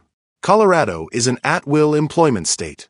Employers can terminate workers for any reason that doesn't violate federal discrimination laws. Performance issues are perfectly legitimate grounds for dismissal. Diane felt the walls closing in around her. After everything they'd been through, after the investigation and the hope for justice, Robert was simply eliminating his problems through legal but morally reprehensible means. You have 30 minutes to clear out your personal belongings, Robert announced. Security will escort you from the building. Your final paychecks will be mailed within 2 weeks. As the meeting dispersed, employees filed out with shell-shocked expressions. Some avoided eye contact with the terminated workers, afraid that showing support might make them the next targets. Others whispered expressions of outrage and disbelief. Frank approached Diane as she sat frozen in her wheelchair. This is unconscionable. I'm calling my lawyer immediately. Don't, Diane said quietly. You'll just make yourself the next target. I don't care. This has gone beyond business disagreements. This is evil. 30 minutes later, Diane found herself in the parking garage with Tyler and Carmen. Cardboard boxes containing their personal belongings balanced precariously on their laps and in their arms. The security guard who'd escorted them out had been apologetic but firm. I can't believe this is happening, Tyler said, staring at the Crane Dynamics building as if it might offer some explanation for the morning's events. Carmen's face was set in grim lines. I can believe it. This is exactly what Robert does when he feels threatened. He eliminates the threat. What do we do now? Tyler asked. Before anyone could answer, Frank Morrison burst through the garage doors, his face flushed with anger and exertion. I just quit, he announced breathlessly. Effective immediately. I told Robert exactly what I thought of his restructuring plan. Diane stared at him in shock. Frank, you didn't have to do that. You had 8 years invested in that company. 8 years of enabling a monster. 8 years of looking the other way while he destroyed good people. Frank's voice was raw with emotion. I should have walked out the day he started targeting you. As they stood in the parking garage processing the magnitude of what had just happened, Diane's phone rang. Kenneth's name appeared on the screen. I can't talk to him right now, she said, declining the call. The phone immediately rang again. You should answer, Carmen suggested gently. He might have heard something about the investigation. Reluctantly, Diane accepted the call. Hi, Dad. Diane, sweetheart, I just received a very interesting phone call from the Colorado Department of Labor. Something about an investigation involving your workplace. Diane closed her eyes. The moment she'd been dreading had finally arrived. Dad, I can explain. Are you somewhere safe? Can you talk freely?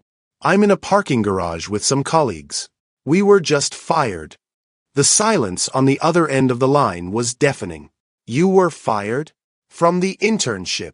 Kenneth's voice was dangerously quiet. It's a long story. Then you'd better start telling it. Right now. For the next 20 minutes, standing in the concrete chill of the parking garage, Diane recounted everything. Robert's discrimination, the mail sorting, the accusations about Patterson Group, the investigation, and finally the morning's terminations. Kenneth listened without interruption, but Diane could hear his breathing becoming deeper and more controlled as the story progressed. Let me see if I understand this correctly, Kenneth said when she finished. This man has been systematically harassing you for 2 weeks because of your race and disability. He's falsely accused you of sabotaging his business. And now he's fired you in retaliation for cooperating with a civil rights investigation. Yes. And you didn't tell me because you wanted to handle it yourself. I wanted to prove I could succeed without your help. Another long silence. Diane, I admire your independence more than you know.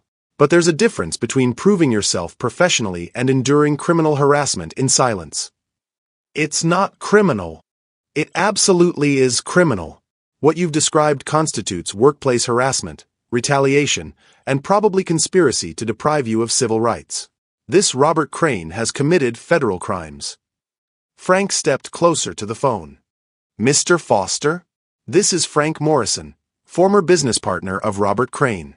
Your daughter is the most professional, capable person I've ever worked with. What happened to her is an absolute disgrace. Mr. Morrison, thank you for standing up for my daughter. I won't forget that. Tyler and Carmen exchanged glances as Kenneth continued. Diane, I want you to come home immediately. We're going to discuss this situation properly. Dad, please don't do anything drastic. The investigation is still ongoing. Justice might still. Justice. Kenneth's laugh was bitter. Sweetheart, this man just fired you for cooperating with investigators. He's demonstrated that he's willing to break federal law to protect his prejudices. The time for quiet justice is over. As Diane hung up the phone, she felt the last vestiges of her carefully constructed independence crumbling. She tried to fight Robert on equal terms, using merit and perseverance and legal channels. But he'd changed the rules, escalated beyond anything she could counter with professional excellence alone. What's your father going to do? Carmen asked quietly. I don't know. But knowing my dad, Robert Crane just made the worst mistake of his life. Frank checked his phone and swore softly. I'm getting calls from business contacts. Word is already spreading about what happened here today. The tech community doesn't like retaliation against whistleblowers. Tyler looked up from his own phone. The investigator wants to meet with all of us tomorrow. Says the terminations actually strengthen the case for retaliation.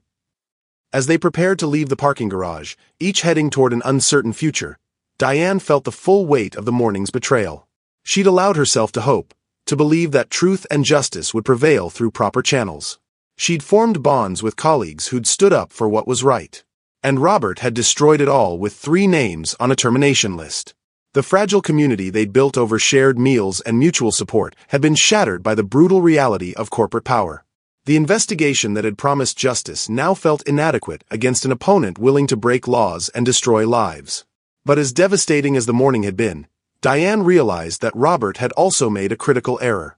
In his desperation to eliminate the threat she represented, he'd forced her into a corner where her only option was to fight back with every resource at her disposal, including the one resource he knew nothing about.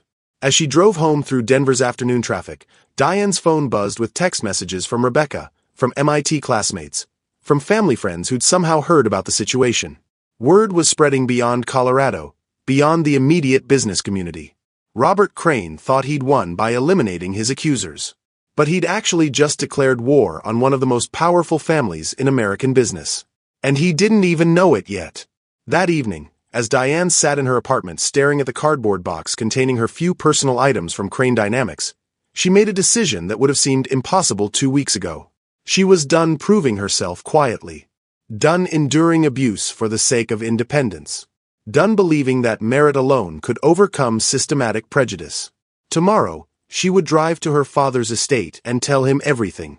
And then, together, they would show Robert Crane exactly what happened when you underestimated a Foster. The shatter point had been reached. Everything that came next would be different. Everything.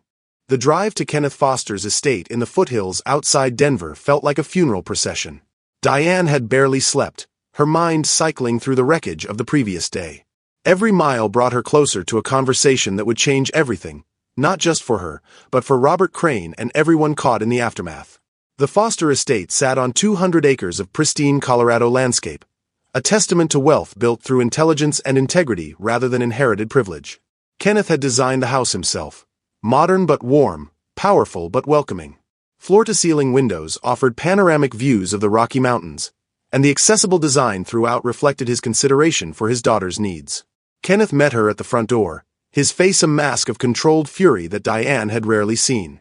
At 48, he remained an imposing figure, tall, broad-shouldered, with the quiet confidence of someone who'd built an empire from nothing. But his warm brown eyes, so like Diane's own, showed the pain of a father who discovered his daughter's suffering. "Come in, sweetheart. We have a lot to discuss." They settled in Kenneth's study, a room lined with books and awards that told the story of his rise from a struggling graduate student to one of America's most influential tech leaders. Diane had always found this room comforting, but today it felt like a war room. "Before we talk about what I'm going to do to Robert Crane," Kenneth began quietly, "I need you to understand something. You were right to want to prove yourself independently. Your strength and determination are remarkable, and I'm proud of how you handled an impossible situation. But there's a difference between earning respect through merit and allowing criminals to destroy you for their entertainment." Kenneth's voice hardened. What that man did to you wasn't just workplace harassment. It was a systematic campaign to break your spirit based on hatred and ignorance. Diane stared out at the mountains, processing the reality that her father now knew everything. "What are you going to do?" Kenneth pulled out his phone and showed her the screen. "I've been making calls since yesterday evening. 23 business leaders, 6 state officials, for federal regulators, and 2 senators. Robert Crane's life as he knows it ended the moment he fired you. Dad, please think about this. If you destroy him, people will say I couldn't handle the business world without Daddy's help.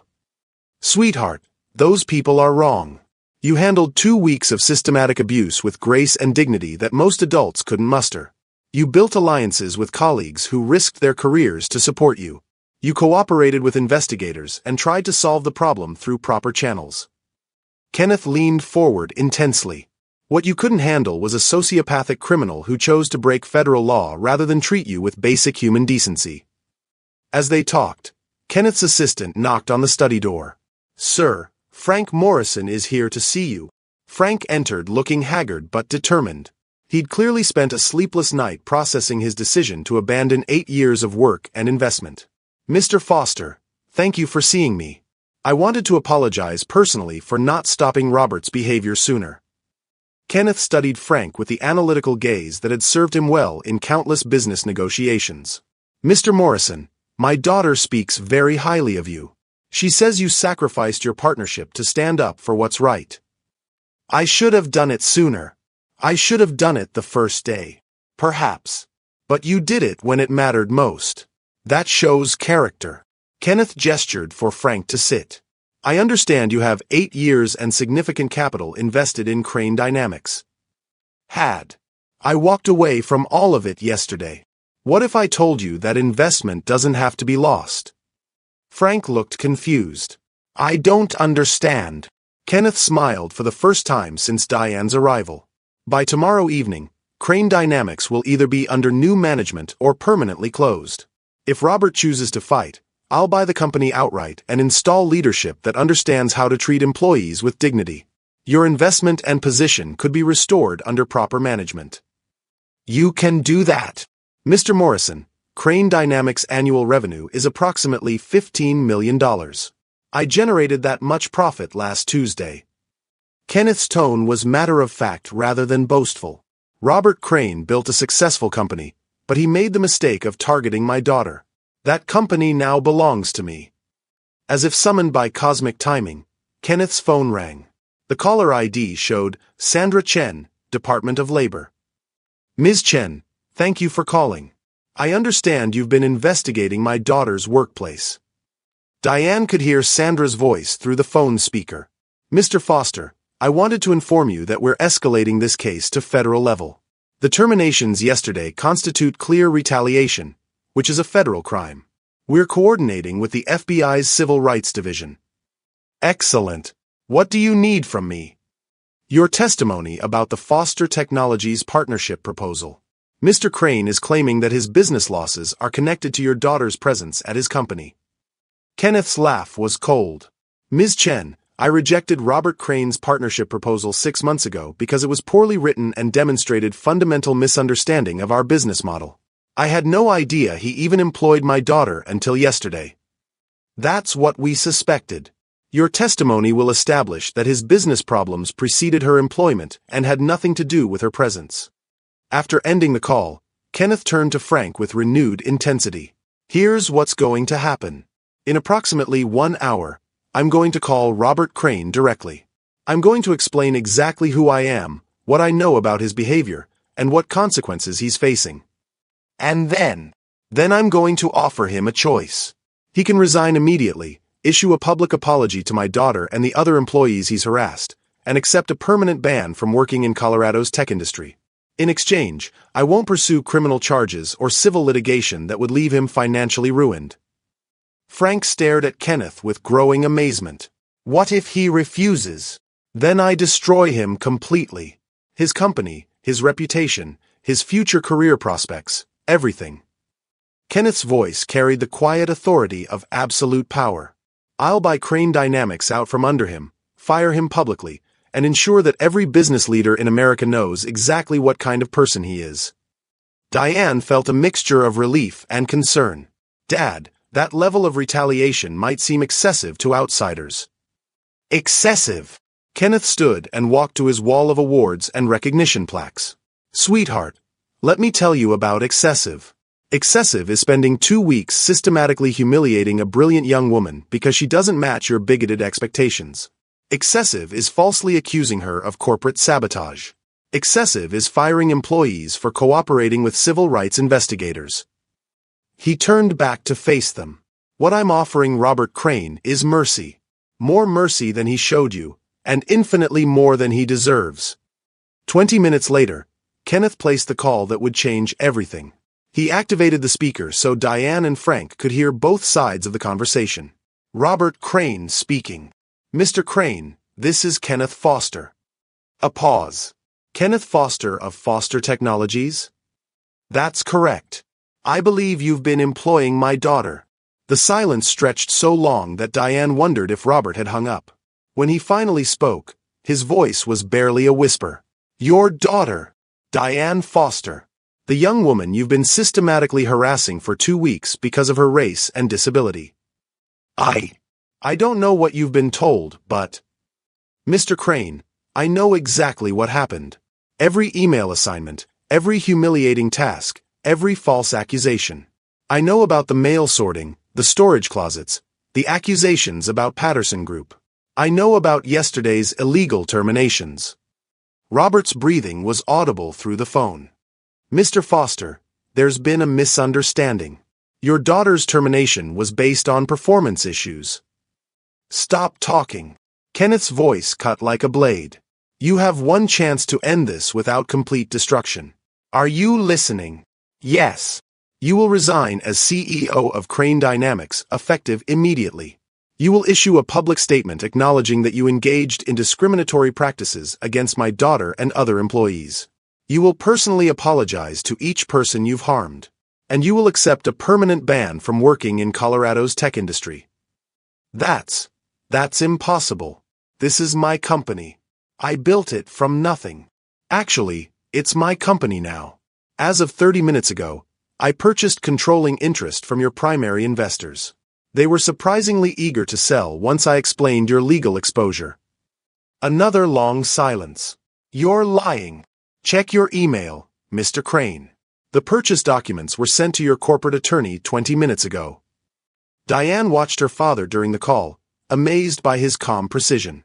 This wasn't emotional revenge. It was surgical justice delivered with the efficiency of someone who'd spent decades mastering complex business operations. If you refuse my offer, Kenneth continued, here's what happens next. Criminal charges for civil rights violations and retaliation. Civil lawsuits that will take everything you own. A coordinated campaign to ensure every business leader in America knows exactly what kind of person you are. Your career will be over, your reputation destroyed, your financial future ruined. This is blackmail. No, Mr. Crane. This is justice. You had choices every day for 2 weeks. You could have treated my daughter with dignity. You could have recognized her qualifications. You could have apologized when your behavior was questioned. Instead, you chose cruelty and escalation at every turn. Robert's voice cracked. What about my employees? What about the people who depend on this company? The good employees will be retained under new management. The people who participated in or enabled your harassment will be terminated. Frank Morrison, whom you forced to quit yesterday, will be offered a senior leadership position. Frank's eyes widened in shock. You have exactly 1 hour to decide, Kenneth concluded. Accept my terms, or face the full consequences of your actions. Choose wisely, Mr. Crane. It's the last business decision you'll ever make. After hanging up, Kenneth turned to his daughter and Frank with satisfaction. And now we wait. Diane felt a complex mixture of emotions. Relief that her ordeal was ending, gratitude for her father's protection, but also sadness that it had come to this level of confrontation. Do you think he'll accept? Frank asked. He'll accept, Kenneth replied confidently. Robert Crane is fundamentally a coward. When faced with real consequences for his actions, bullies always choose self-preservation over principle. As they waited for Robert's response, Diane realized that her choice had been made days ago when she first documented Tyler's observations. She'd chosen to fight rather than submit, to seek justice rather than accept abuse. Everything that followed was simply the logical conclusion of that initial decision. The phone rang exactly 58 minutes after Kenneth's ultimatum. Robert's voice was defeated. Hello. I accept your terms. Excellent. You'll have the resignation letter on my desk within 2 hours. The public statement will be released this afternoon. And Mr. Crane. Yes. If you ever even think about retaliating against my daughter or anyone who supported her, I will make your current situation look like mercy. Do we understand each other? Yes. The line went dead. In the study's sudden silence, Diane felt the weight of 2 weeks of torment finally lifting from her shoulders. Justice had been served. But more importantly, the choice to fight for what was right had been vindicated. Tomorrow would bring new challenges and opportunities. Tonight, for the first time in weeks, Diane could rest knowing that good people had triumphed over evil, and that her father's love had been the force that made victory possible. The choice had been made. The reckoning was complete. 3 months later, the morning sun streamed through the windows of what had once been Robert Crane's corner office, now transformed into a bright, welcoming space that reflected the new leadership at Foster Dynamics. Diane wheeled herself past the reception desk where Beverly Walsh greeted employees with genuine warmth instead of nervous anxiety. Good morning, Diane. The development team is ready for your presentation. Thank you, Beverly. How are you settling into the operations manager role? Beverly's smile was radiant. Better than I ever imagined possible. It's amazing what people can accomplish when they're not afraid of their boss. The transformation of the company had been remarkable. Within a week of Robert's resignation, Kenneth had restructured the organization with Frank Morrison as CEO and Diane as Chief Technology Officer.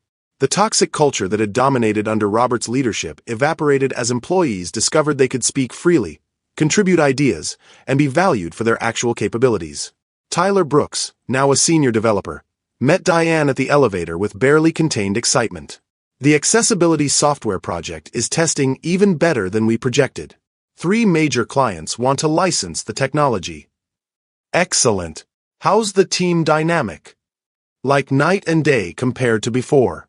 People actually want to come to work now.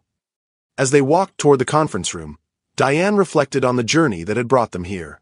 Robert's public resignation statement had sent shockwaves through Denver's business community.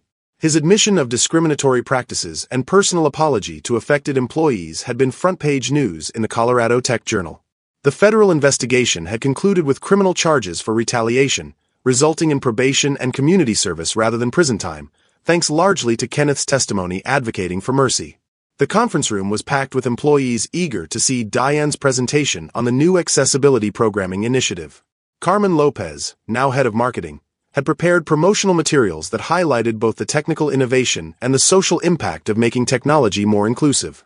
Good morning, everyone, Diane began, her voice carrying the confidence of someone who'd found her place in the world. 3 months ago, I started here as an intern sorting mail and organizing storage closets. Today, I want to show you how we're going to revolutionize accessibility in software design. Laughter rippled through the room, but it was warm laughter of shared triumph rather than mockery. Everyone present had witnessed or heard about Robert's treatment of Diane, and her rise to leadership felt like justice for all of them. Her presentation outlined a comprehensive accessibility framework that would become the company's signature innovation. The technology would allow disabled users to interact with software in ways previously impossible, opening up new markets while making the digital world more inclusive. The Foster Accessibility Framework will be open source, Diane announced to surprised murmurs. We're not just trying to corner a market. We're trying to change the world. Frank Morrison, watching from the back of the room, nodded with satisfaction. Under his leadership, the company had not only recovered from the Robert Crane scandal, but had emerged as a leader in ethical business practices and technological innovation. After the presentation, Diane found herself in her office, the same space where Robert had once trapped her for interrogation and humiliation. She'd completely redesigned it, removing the intimidating furniture and replacing it with collaborative workspaces and assistive technology demonstrations. A knock on her door interrupted her thoughts. Kenneth Foster entered, carrying 2 cups of coffee and wearing the proud expression of a father whose daughter had exceeded every expectation. How did the presentation go? Better than I hoped. The team is excited about the impact we can have. Kenneth settled into a chair across from her desk. I have some news about Robert Crane.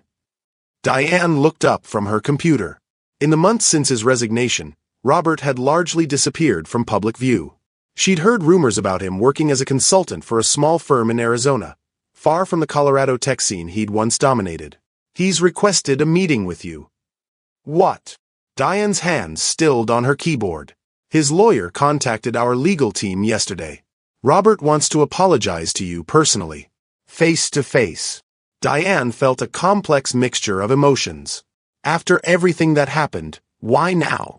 According to his lawyer, the community service has involved working with disability advocacy groups. Apparently, he's been forced to confront the impact of his prejudices in ways that theoretical sensitivity training never accomplished. Do you think he's genuinely changed? Kenneth considered the question carefully. I think people can change when they face real consequences for their actions. Whether Robert has actually learned empathy or is simply trying to rehabilitate his reputation, I can't say. But the choice is yours. 2 days later, Diane found herself in a neutral conference room at a downtown law office, waiting to face the man who had made her life miserable for 2 terrifying weeks. When Robert entered, she was shocked by his appearance. The arrogant CEO who had once dominated every room had been replaced by a subdued man who seemed to have aged years in just a few months. Robert's expensive suits had been replaced by simple business attire. His silver hair was less perfectly styled, and his cold blue eyes now held something she'd never seen before, genuine remorse. Miss Foster, he began, his voice barely above a whisper. Thank you for agreeing to see me. Mr. Crane. Robert took a seat across from her, maintaining respectful distance. I owe you an apology that's long overdue. What I did to you was inexcusable. It was cruel, illegal, and motivated by prejudices that I'm ashamed to admit I held. Diane listened without interruption as Robert continued. I spent 8 weeks working with disability advocacy groups as part of my community service. I learned about the barriers that people face every day, barriers that I actively created for you. I learned about the strength and determination it takes to succeed despite those barriers, strength that you demonstrated every day while I was tearing you down. Why are you telling me this? Because you deserved to hear it 3 months ago.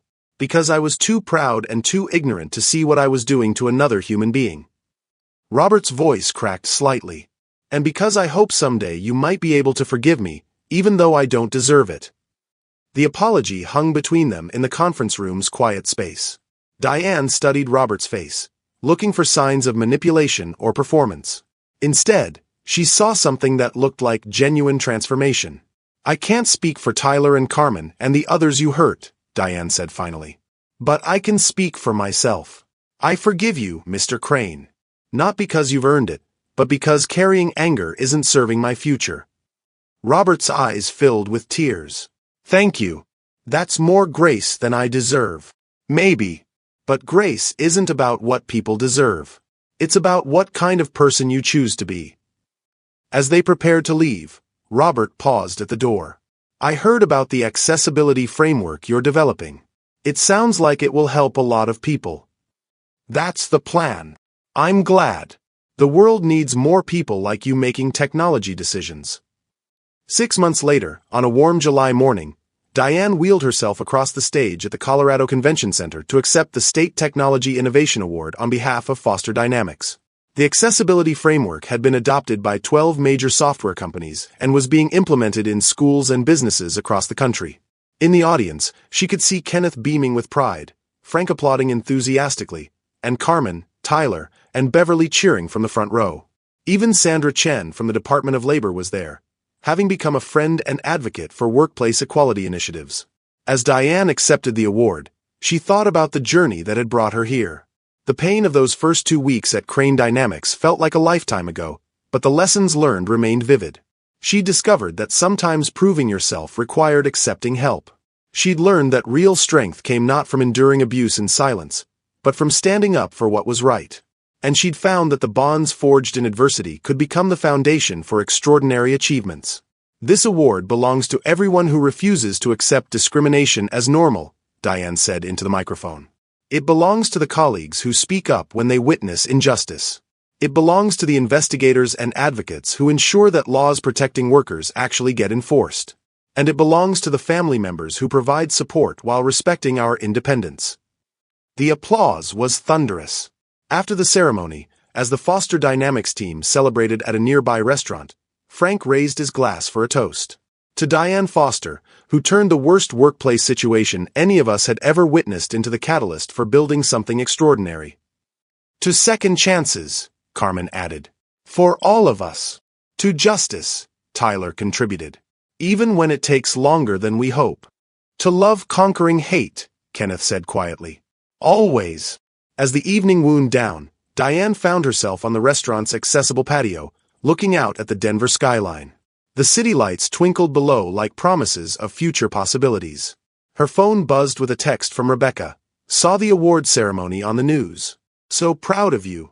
Remember when you thought this internship was going to be boring? Diane smiled as she typed back.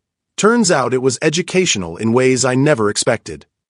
Another message appeared, this one from an unknown number. Congratulations on your award. You're changing the world. R. Crane. For a moment, Diane stared at the message. Then she typed a simple response. Thank you. Keep doing the good work. As she prepared to leave the restaurant, Diane reflected on how completely her life had changed since that first terrifying day at Crane Dynamics. The scared intern who had gripped her wheelchair handles while Robert's voice cut through the boardroom like a blade was gone, replaced by a confident leader who was building technology to help others overcome the barriers she'd faced. The little girl who had been told by nurses that daddy's money would take care of everything had grown into a woman who'd proven her worth through innovation, courage, and compassion. And the daughter who had been afraid to tell her father about workplace abuse had learned that accepting love and support didn't diminish her strength, it amplified it. Tomorrow would bring new challenges, new opportunities to make technology more accessible and workplaces more equitable. But tonight, surrounded by the people who had stood with her through the darkness, Diane felt something she'd been seeking her entire adult life. The deep satisfaction of knowing she belonged exactly where she was, not because of her family's wealth or in spite of her disability, but because of the unique contributions only she could make. Love had triumphed over hate. Justice had conquered prejudice. And a young woman who had started her career sorting mail in a basement storage room was now changing the world, one line of code at a time.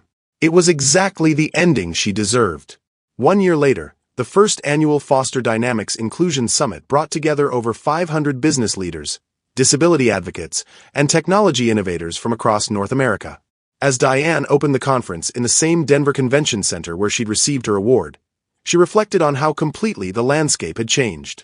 12 months ago, the Foster Accessibility Framework was just an idea born from necessity, she told the packed auditorium.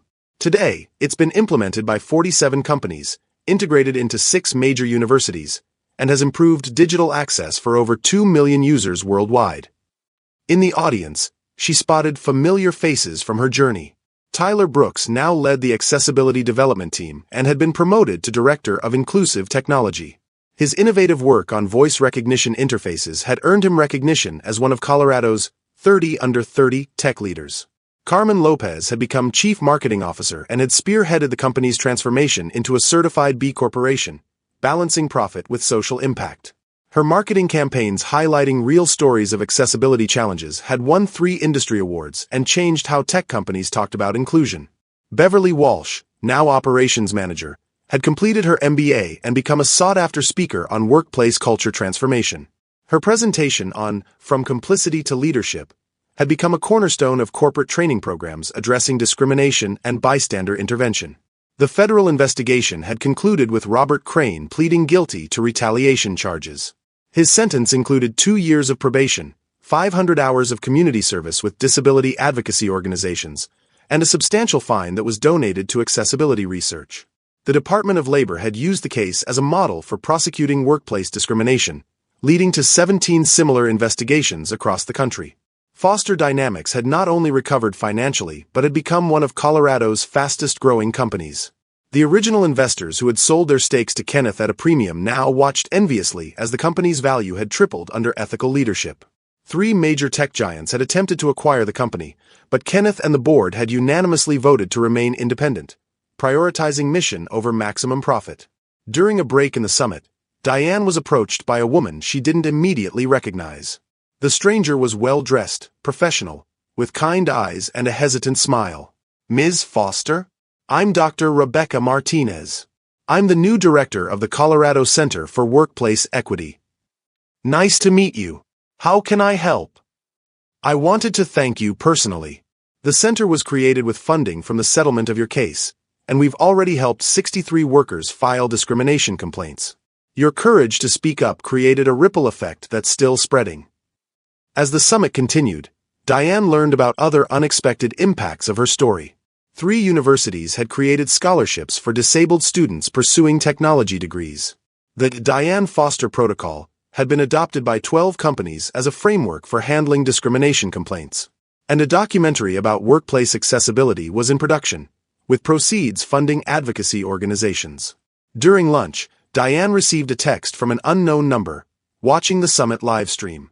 "Incredible work you're doing. Thank you for showing me what real leadership looks like." She smiled and typed back, "Keep growing, Robert. The world needs people who learn from their mistakes." It had been 6 months since their last communication.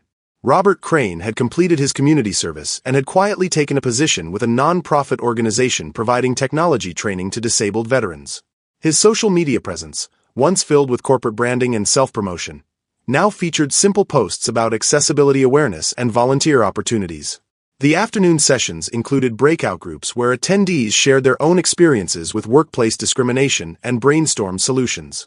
Diane moved between rooms, listening to stories that ranged from heartbreaking to inspiring.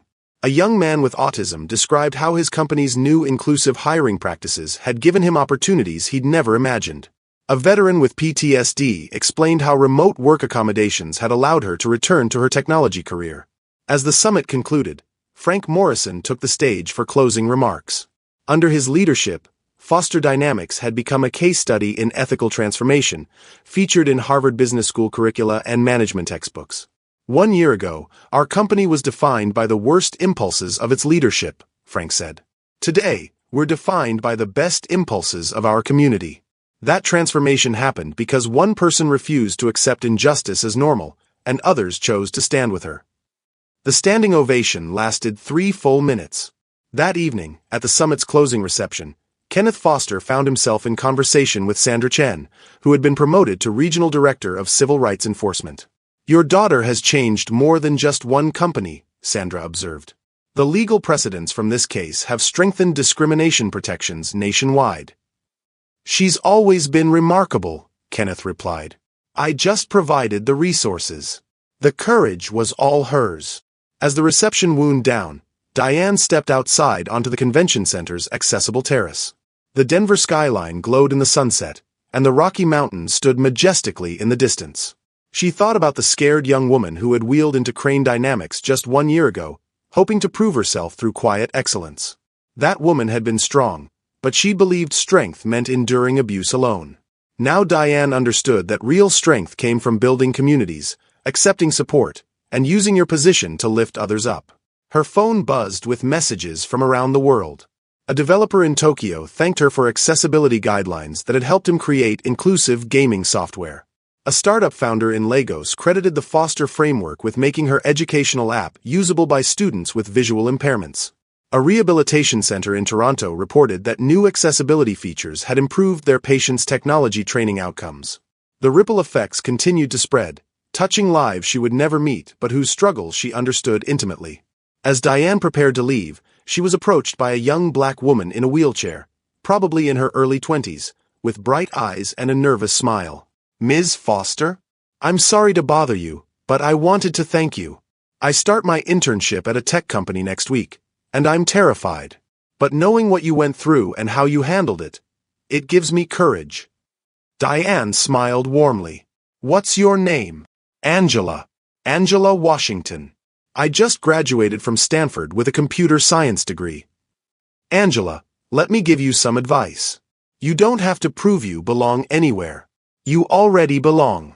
Your education, your skills, your perspective, they're all valuable. And if anyone tries to make you feel otherwise, don't suffer in silence. There are people who will stand with you." "Thank you. That means everything."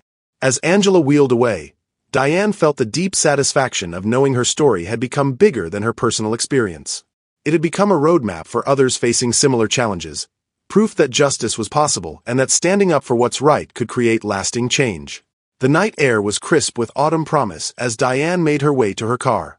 Tomorrow would bring new challenges, expansion plans for the accessibility framework, speaking engagements at 3 universities, and a congressional hearing on disability rights in technology. But tonight, she felt complete. The journey that had begun with humiliation and discrimination had transformed into purpose and impact. The little girl who had worried that she would never be seen for who she truly was had become a woman whose authentic self was changing the world. Love had indeed conquered hate. Justice had triumphed over prejudice. And sometimes, when you refuse to be broken by the worst in people, you discovered the best in yourself and others. The story that had started with 3 devastating words, "Well, what charity case did they send us now?" had become a testament to the power of resilience, community, and the unshakable belief that everyone deserves dignity and respect. In boardrooms and classrooms, in congressional hearings and coffee shop conversations, people now spoke about the Foster Standard, the expectation that workplaces should not just tolerate diversity but actively create environments where everyone could thrive. It was a legacy worth fighting for. And the fight, Diane knew, was just beginning. You don't have to be a billionaire's daughter to demand dignity and respect. You just have to be brave enough to believe you deserve it. Thank you for staying with me until the very end of this incredible journey. If this story touched your heart, wait until you see what's coming next. It's even more powerful and inspiring than you can imagine. So don't go anywhere. Click on that video showing on your screen right now to dive into another amazing story that will absolutely blow your mind. Trust me, you won't regret it.